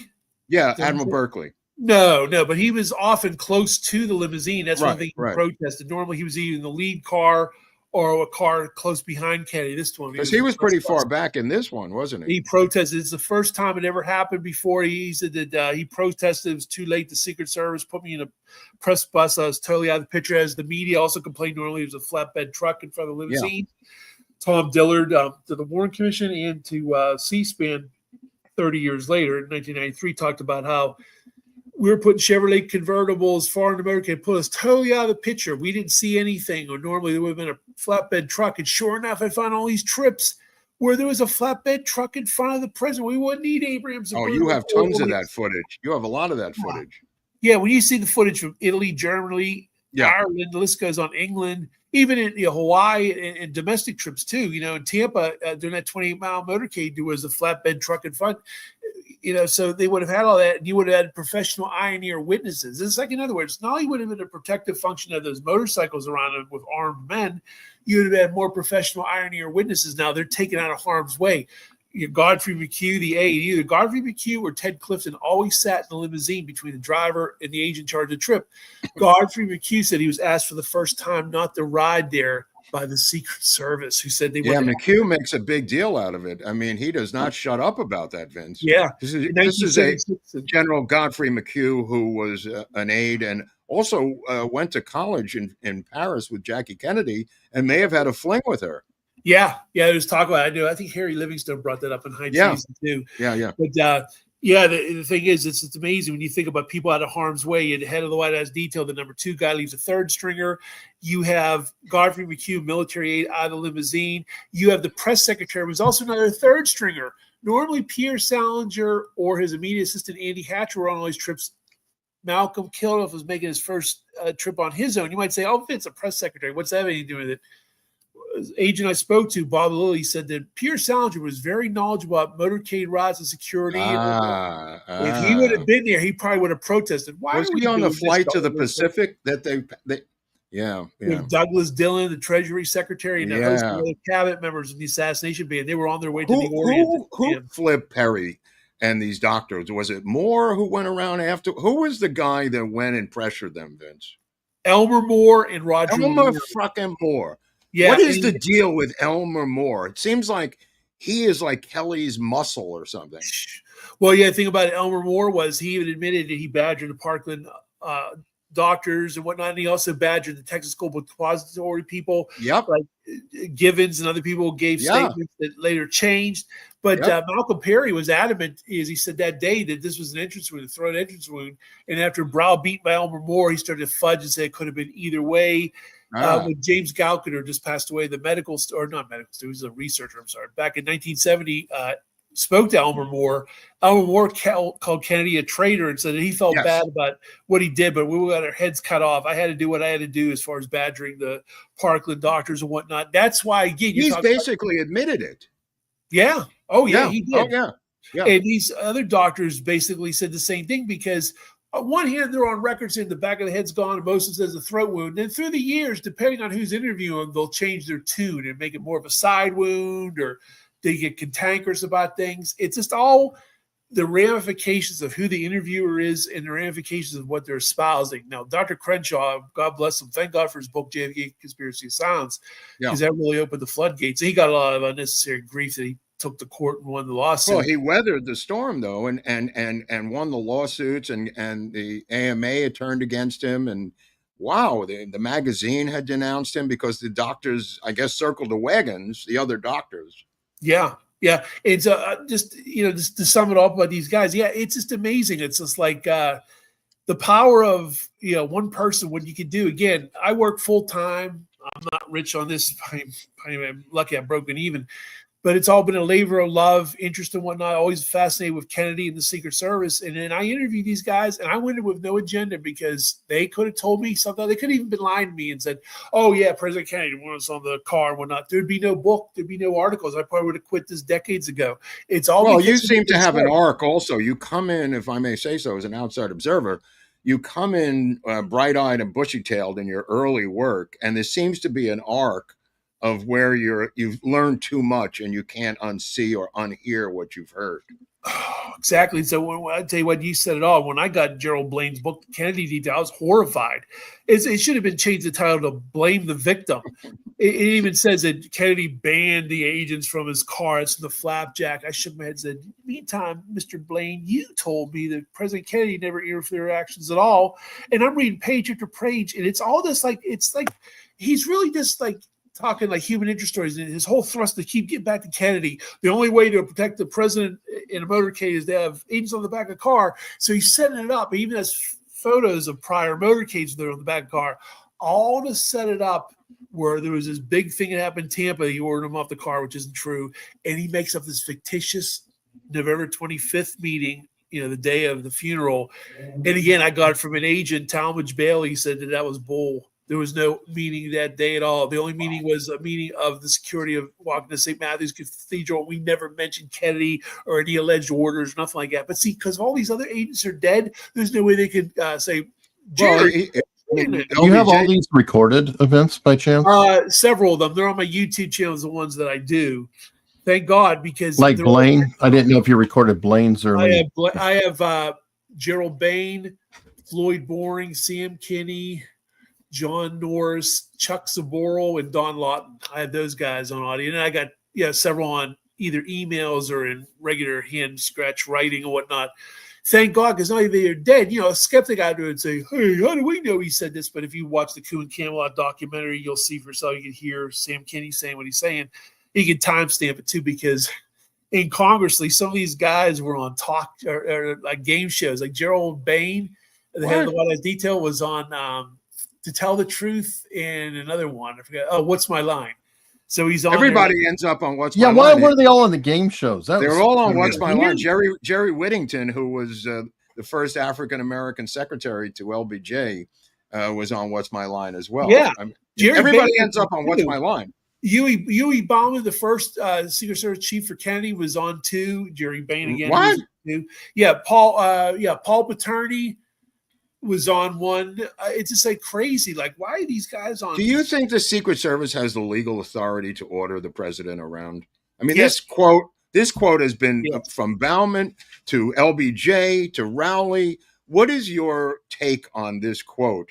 That only the Secret Service has the power to order the president of the United States. SS chief legally empowered to countermand a decision made by anybody in this country. What's your take on that? It's 100% the truth. Presidents Truman, Johnson, and Clinton even corroborated that Secret Service is the only boss the president of the United States had. And it's books that were written before the assassination. One of them, Secret Service Chief by Huey Bauman, again, JFK's first Secret Service director, talks about, the chief is legally, empowered to countermand any decision the president make that we feel is not good in the interest of security. And the president knew that fact. And there was an Associated Press story. Associated Press came out November 15th, 1963. So basically, 7 days for the assassination? Yeah. That's about the Secret Service can order a president to do certain things. Only the Secret Service can tell him what to do, blah, blah, blah. Clint Hill, in the year 2010, with Jerry Blaine of the Kennedy Detail sitting right next to him, Stephen Fagan of the Sixth Floor Museum gives a very boring oral history, except for one detail, knocked my socks off, and I quoted several of my books. He talks about, the president can tell you what to do.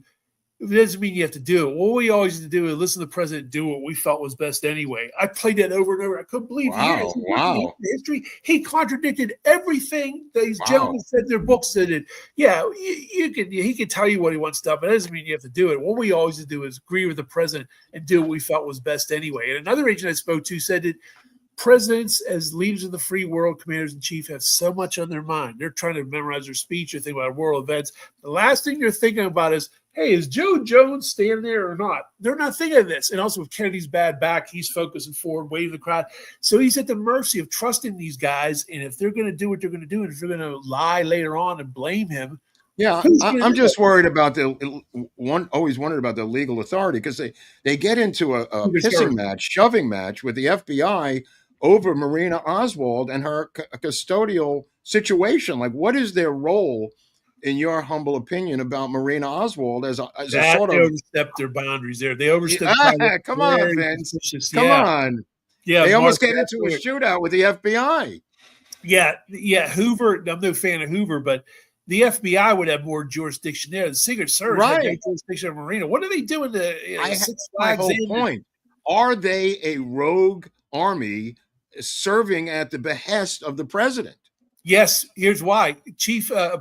Deputy Chief Paul J. Paterni served the OSS with James Jesus Angleton and Ray Roca, who was the liaison to the Warren Commission. He was there with Floyd Boring when they inspected the limousine and found the bullet fragments and skull parts. And so a lot of these guys had former OSS backgrounds, military backgrounds. Right. And again, the CIA, the FBI, and the Secret Service might have been adversaries, but there's situations where they also worked hand in glove. They're in federal government, all there in Washington / Virginia and whatnot, Maryland area, all that.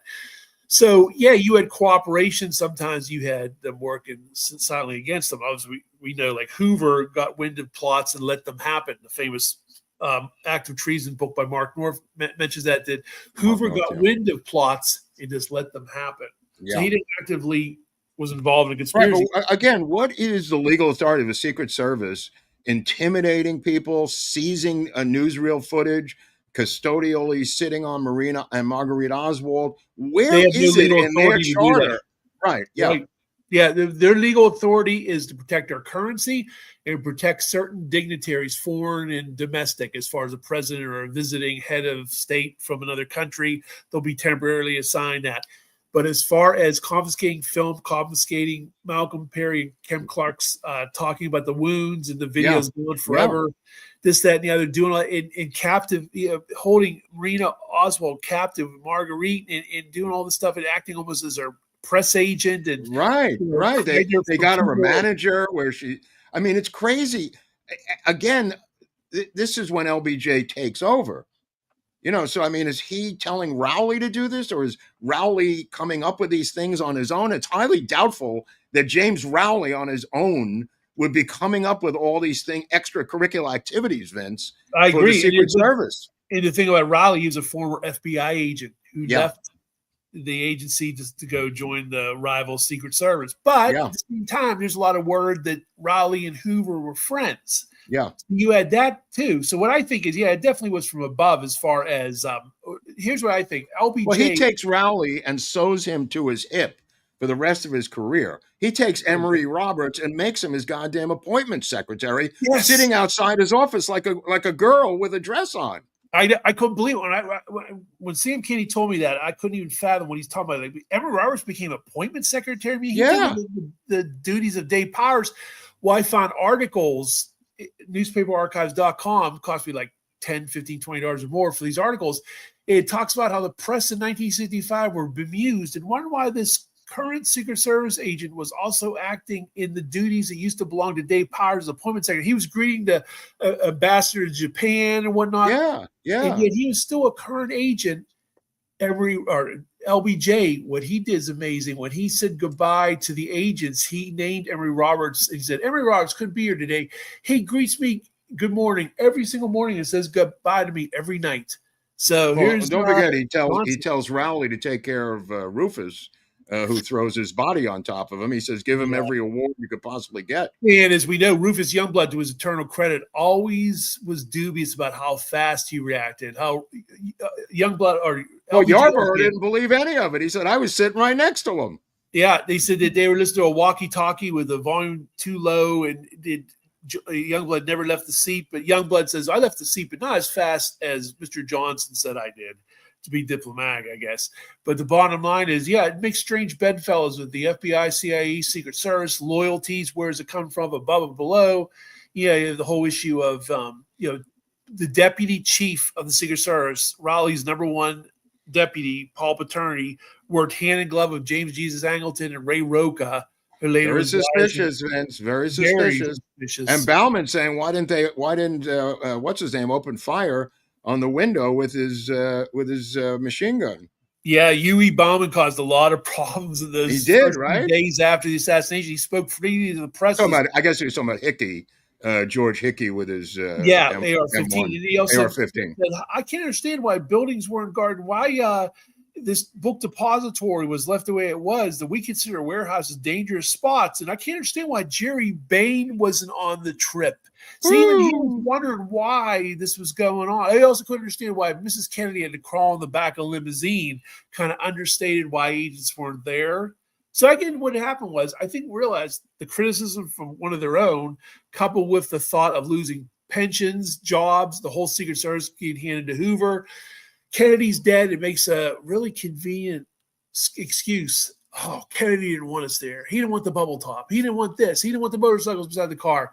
So then it got everybody's eye off the ball for decades. And again, to this day, you still fight with people that don't know any better. So Vince, I read the Kennedy. Well, that's why they do it, Vince, because obviously regular people, look at the movie with Malkovich. Look how powerful just that one line is in a Hollywood film. They're not interested in Hollywood for fun and profit.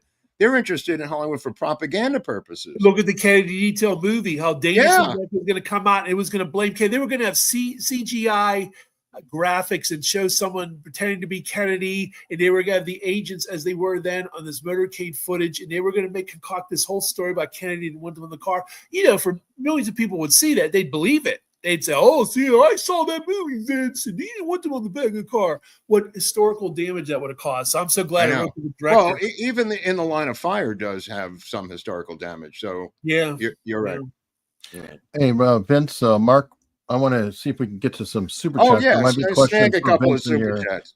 So, there's quite a few. Mike Schaefer's a new member. Great to have you. Pamela Clifton is super happy. Hello, guys. So glad to see you, Vince. I think you know Pamela. Yeah. Oh, yeah. She's on my Twitter, and I've talked to her before on the last show. I think she was on here, too. She's super, super loyal. And then we have here, who is this? Nick Giusti. Love all the JFK content. You guys do a great job. Not able to watch live today, but wanted to drop in and show some support. Appreciate you guys. Vince, been watching your channel too. Nice job. Thanks. Appreciate it. And everybody keep in mind that there is a link to his book in the description wherever you're watching. Thank you very much for the super sticker, John S. And Mike Schaefer. Wow. $100. Thank you very much, Mike. For my Eric's Global Fund. Okay. Eric Global Fund. Who is that? Mike Schaefer? Mike Schaefer, yeah. 100 for because I have all the different globes. I thought somebody else. He's a good guy. Yeah, he is. I thought Pew Pew actually sent something too, but I don't see it. Deep Pocket Entertainment. Let me see. Bolden spoke today. Hard to understand anything he said. He mostly spoke about his false persecution / imprisonment. Why do you all think they ruined him? And let's see. What did he know? How could he break the JFK case? Yeah, it's sad in a way that too little too late. Like, it's great to see him there. It was a nice attempt, but I heard that there was audio-visual problems and his age. You got to keep in mind, he's like in his late 80s now. Yeah, that's why I said that, Eric. They didn't get him when he was a little more coherent like 10, 15 years ago. I mean, he's an old man. He's lost his wife and all but one of his sons. His one daughter too, and it's like he's at a point in life where he's more rightly so, his persecution by the Secret Service. But anything about Chicago plot or anything else, I understand he even mentioned that. Like, he didn't go towards the areas they were hoping he did, because at his age, he's more like the legacy of the persecution he went through. As important as that, he didn't touch on other areas. You think there was any truth to what he did? Yeah, he's 90 years old this January, by the way. So. No, to answer your question, no, I don't. I do not. You think it was a 100% frame? Yes, okay. I do, because these are the counterfeiters he was investigating. Number one, is that's the big thing. And number two, the one guy in question, the one criminal, admitted that he was suborned perjury during the Bolden trial. the judge was the same judge in the retrial. The first one was a hung jury. Yeah, that was insane. As far as I'm concerned, Bolden is guilty. That was crazy. That was crazy. And the district attorney Hanrahan took the Fifth Amendment. Yeah, I know. I just thought I'd put it out there. Yeah, the mobster was the guy who suborned perjury, right? The guy. Yes, exactly. Yeah, right. All right, I got a deep space pilots. Are we to assume that not one of the major news outlets in Dallas had a news helicopter in 1963 or news? I don't think they were invented yet. Stay on the ground? No, I don't think they were popular. Well, they were. No. The day before, if anybody goes to the National Geographic DVD and they show something that's called JFK: The Final Hours, they're going to be amazed by footage in San Antonio the day before. It's color film from a police helicopter, and they're filming the motorcade. And when he gets to Nashville, the prior trip in Chicago, all the stops overseas in Europe, there's a helicopter. A helicopter was used, not all the time, but in addition to the rooftops being guarded by, military or police or agents, they also had a helicopter. Oh, yeah. So there's definitely helicopters. Well, I mean, LBJ was the first politician to actually use a Bell helicopter to campaign in Texas. Yeah. And that was revolutionary at the time. You're right. Yeah. Pew Pew is saying Vince needs to be a regular guest. Yeah. He's got a life. He's got people stalking him. He's got hackers. He's busy defending his kingdom. David Parsons saying, Mark, guns with suppressors need subsonic ammo, or there's the crack of the sonic boom. Suppressors are not new. They go back to World War I. We used a Model 39 S&W against guard dogs in Nam called the Hush Puppy.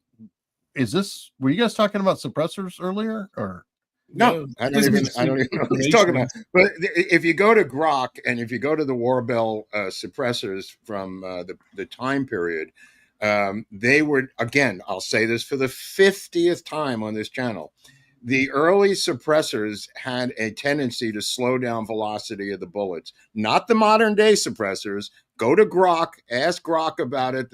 Grok will lay out the entire history of suppressors, how it did reduce velocity in the early models going back to the 1950s and 40s. That's what I've been referring to, not 2025 models. Every time I say this, there's somebody in the comment section who disagrees. Again, I'm talking about Warbell's models in 60, 61, 62, 63 did reduce velocity on bullets. All right, Paul Henreid. Let's see, was anyone on the flight out of Dallas as qualified to perform surgery on JFK's head as JFK's personal physician? Yeah, Dr. Berkeley himself. We know there's stories that, Roy Kellerman had blood on his jacket suit. And he was real adamant. Paul Landis in Paul Landis' book says that he kept on, I'm paraphrasing now, but he kept on browbeating Paul, join the ceremony. Come on up. Come on, this is history. And somebody else said, was that a ruse to get people away from the casket and whatnot? And technically he's right. Dr. Berkeley would be the one who, as a doctor, he would been qualified. He signs the death certificate, Vince. But he wouldn't be as qualified as the expert or, as people in the hospital, would he? Well, maybe not that, but let's put it compared to anybody else in the plane. Yeah. McCubbin he claims he never left the casket.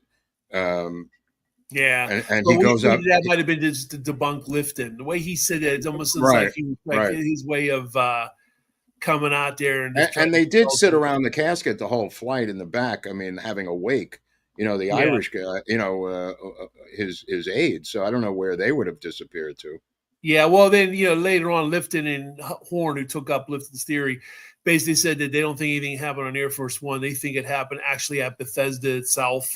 That's right. But I mean, Lifton originally say that the bodies were switched before it got to Air Force One or on Air Force One? Did you ever buy into this? I tell you what, I'll be honest with you. David Lifton was an enigma in his own right because he was such a smart, brilliant man. Yeah. His book's fantastic, a lot of value in it. Yeah. And he presented, I should say, such a compelling case. You're talking about best evidence when it first came out. Yeah. But then there's another part of your brain like, I don't know. If it's like a bias. I know. That's how I felt. I felt the same way. It's like it was so well written. You're going, holy crap, this is unbelievable. But then you think like, what are they switching the bodies? I mean, it's crazy. I mean, there's people around. Once they get to the Bethesda Naval Hospital, anything goes. Yeah, I'll give you that. Once you're inside there. But between Parkland and the plane and Air Force One, Air Force Two, I mean, it's just a crazy theory, Vince. Yeah, well, like I said, he amended it later in life with the help of Doug Horn and made it sound like there was more like pre-autopsy surgery right there at Bethesda. But then again, there's still the body bag. Paul O'Connor claimed the hysterectomy later on there was a body bag. There's still some loose ends that are tantalizing, but yeah. Oh, yeah. Dog's Nose on Local said, has Vince ever been contacted to testify in D.C. or be a guest at the 6th Floor Museum? 6th Floor Museum, I'm probably persona non grata. Persona non grata there. They have my first book there. They have Survivor's Guilt in their library, so that's pretty crazy. Testified, the closest I came was Bolden's attorney sent me several harried emails. And Vince, I'm under a gun. I'll pay you later on. Please send me your 6th book because we're trying to prep for Abraham Bolden's testimony today. And so I came that close for what it's worth. But well, I wish you were there because, I'm sure you provide a lot of value. But, a place I'm curious if you will be here, Vince. Mark and I will be here. And you're going this year, Vince? Or no? JFK Lancer conference in November. Yeah, no, you know what? I'm not going to be able to this year. It is. It's like I'm taking care of my dad and stuff. I just had the time I once did before. Ever since COVID, it's been tough to go to conferences anyway. Just stuff happening. But no, not this year, unfortunately. But well, maybe they'll bring you in virtually. I don't know if they're doing that or not. But maybe if I have the time, maybe. But we'll see. But okay. I support them all though. It's good stuff though. Yeah. Well, everybody just who is interested in it, Mark and I will be there in November.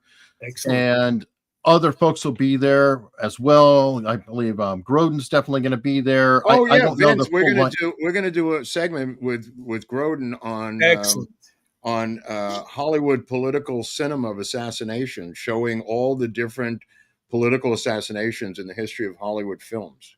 Ooh, excellent. Yeah, you may want to tune in for that. Yeah.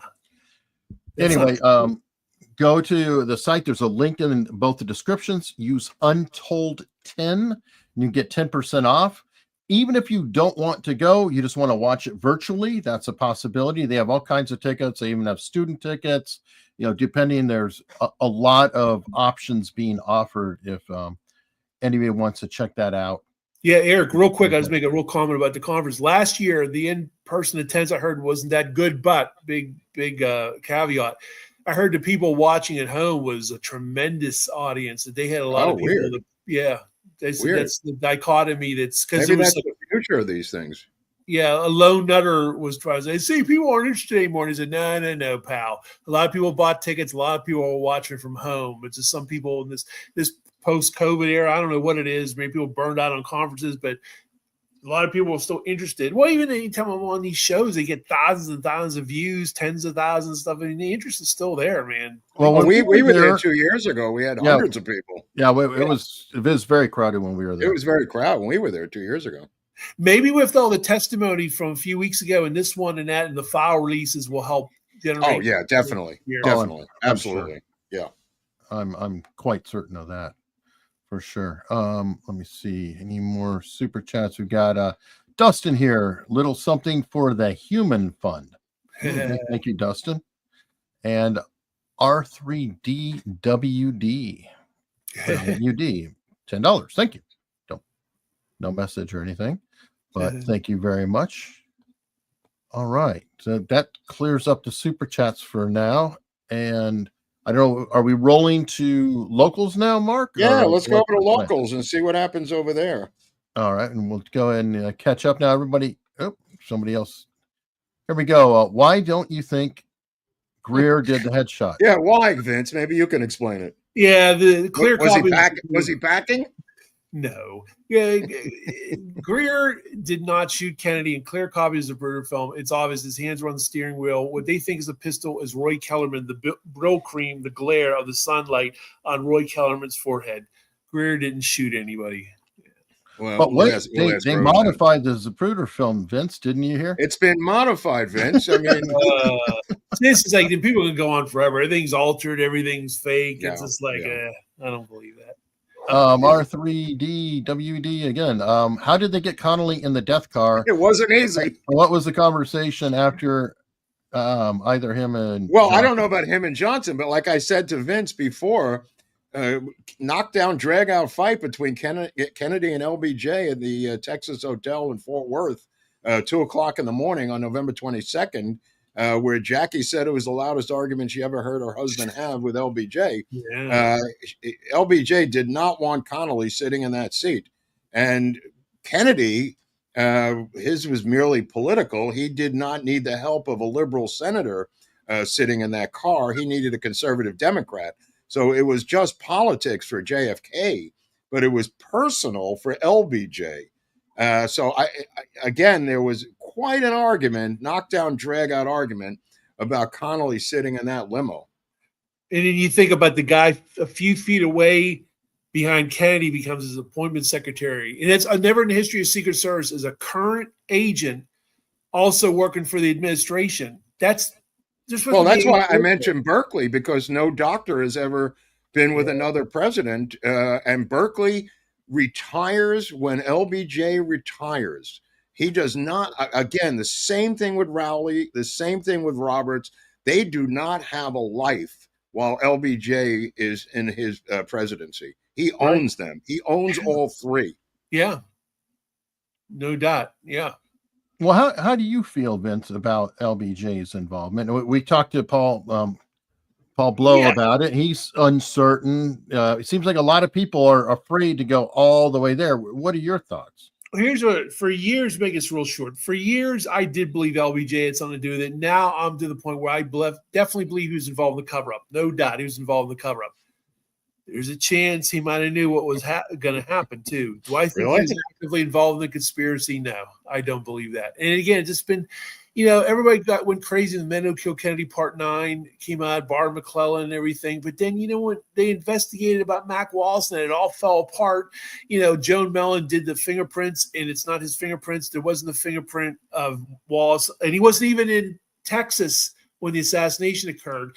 And then they showed Robert Groden proves through photo analysis that LBJ is not ducking in the limo. All the major tenets of the LBJ did it theory go down the tubes. So if you don't have Mac Wallace, you have LBJ ducking and stuff, and then you just realize you put your thought to it more and more, because LBJ was made to be this villain, this evil man. But when you think about it and you get past the hyperbole and the sound bites, and you look at it and say, nah. But was he involved in the cover-up? Yes, and I do leave it open a little bit. He could have knew what was happening. The thing about Connolly and the argument definitely makes you think, did he knew something was going to happen the next day? Well, what about the El Cortez Hotel on June 5th, getting JFK to come back to Dallas in the fall? They browbeat him for hours to agree to that, Connolly and LBJ. He didn't want any part of coming back. It seems like they were determined to get him to agree to come back in November. That's what I mean. I keep an open mind on a lot of things. Nothing's, Okay. Yeah, it's just like the thing with slowing down the car. I don't think it stopped, but definitely slowed down. It's like LBJ was no saint. I mean, there's definitely involved the cover up to his eyeballs. No doubt about that. Hey, he is the architect of the Vietnam War, as far as I'm concerned. Yeah. No matter past precedent and whatnot. But as far as him actively involved, we're going to have a plot, gentlemen. We're going to kill this Kennedy in Texas. I don't believe that. But there was a time I did. If we would have been talking about 15, 20 years ago, I would have thought that so. The old Vince. I remember the old Vince was much more conspiratorial than the new Vince. Yeah, it's just for years. I'm still believing there's a conspiracy, but how you just kind of like get a little more I don't know. It's hard to say. Well, Anthony Summers came out with a book about 9/11 that blew away a lot of the tenets of people that believe there was something involved in that too. It kind of all depends on your thing about. Oh, by the way, I got to tell you, speaking of Anthony Summers, have you guys heard this? That supposedly Anthony Summers is working on a book saying that it's Oswald after all. Conspiracy, Anthony Summers? Conspiracy, Anthony Summers. That's the word on the education forum. What I've said repeatedly is I don't want the British doing my history for me as an American. And I'll stick with that right now. I like that, yeah. All right. Well, all right, so we're going to go over to locals. Yeah, let's join us. You're more than welcome to come with us. Gentlemen, I think that's it. I've been we're good. We're good. It's enough. Yeah. Let's just the next time when the book comes out, before we go to November, I want you to come back before we go to Dallas. Okay. So we could sell some books for you. Oh, I really appreciate it, guys. It's great being on with you guys. It's always a landmark thing. I get so much feedback from this, so it's great. Right on, bro. Right on. Right on. All right. Well, Vince, thank you so much as always. And we're going to head over to locals right now and catch up with everybody else. Take care.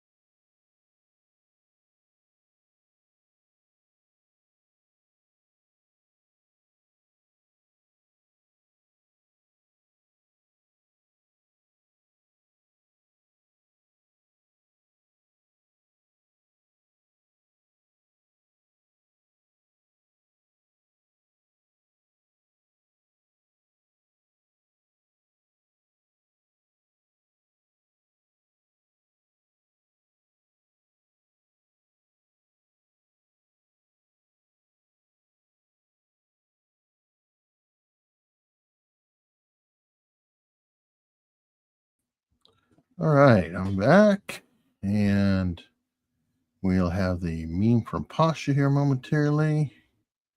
Crazy here, man. All righty. To misquote Yogi, 90% of America's untold stories is half about JFK. You can't make this stuff up. Yogi. Oh, my God. That's funny, Pasha. And Pasha mentioned to take a look at his toque because he's got America's Untold Stories logo on that. They did sell a hat, like a kind of a beanie that did have the logo on it. It wasn't very good though. It was like a ours? Yeah. It's like a fleece hat. Dude, I'm going full military today. Good for you. I think it's good. I think it's good. The other military hat got taken by Viva's kid. No, I got the Desert Storm hat here too. I got them both. Okay. But it doesn't match the shirt, so I didn't wear it. Awesome. So okay. Unfortunately, there was one more question that I missed. Great show, Vince. Do you have a theory as to why JFK was killed from So American? Sorry, that one got through. S. Smith Perry said, thank you for all the inside baseball. Mark What do you think? I wanted to get him on the record about the LBJ thing. Oh, it would have taken a while. Yeah, it wasn't. We didn't have enough time, I think, to go into a lot of the stuff. It would take some time to explain it to him, I think. And he's got his own point of view. He's got less belief that LBJ was involved, but. Well, he also, for a minute, Vince has kind of been back and forth. Yeah, he's been back and forth a lot. Because, I mean, many people have. I have too. I mean, not just on that, on a lot of stuff. You got to have an open mind. Right. Well, I mean, at one point he came out and praised Bugliosi's book as being the best thing ever. He's recanted from a lot of stuff. Honestly, he's a pretty honest guy in terms of, and we've all. It's not, completely set in stone. As you learn more and more, it alters your opinions. Yeah. Well, and I have nowhere near the knowledge that you guys do. So, but like I said, Berkeley in that autopsy room, which they talk about with Humes and Boswell. Berkeley's there in the autopsy. Who is giving orders to Berkeley? There's only one person above him in the rank. There's no secretary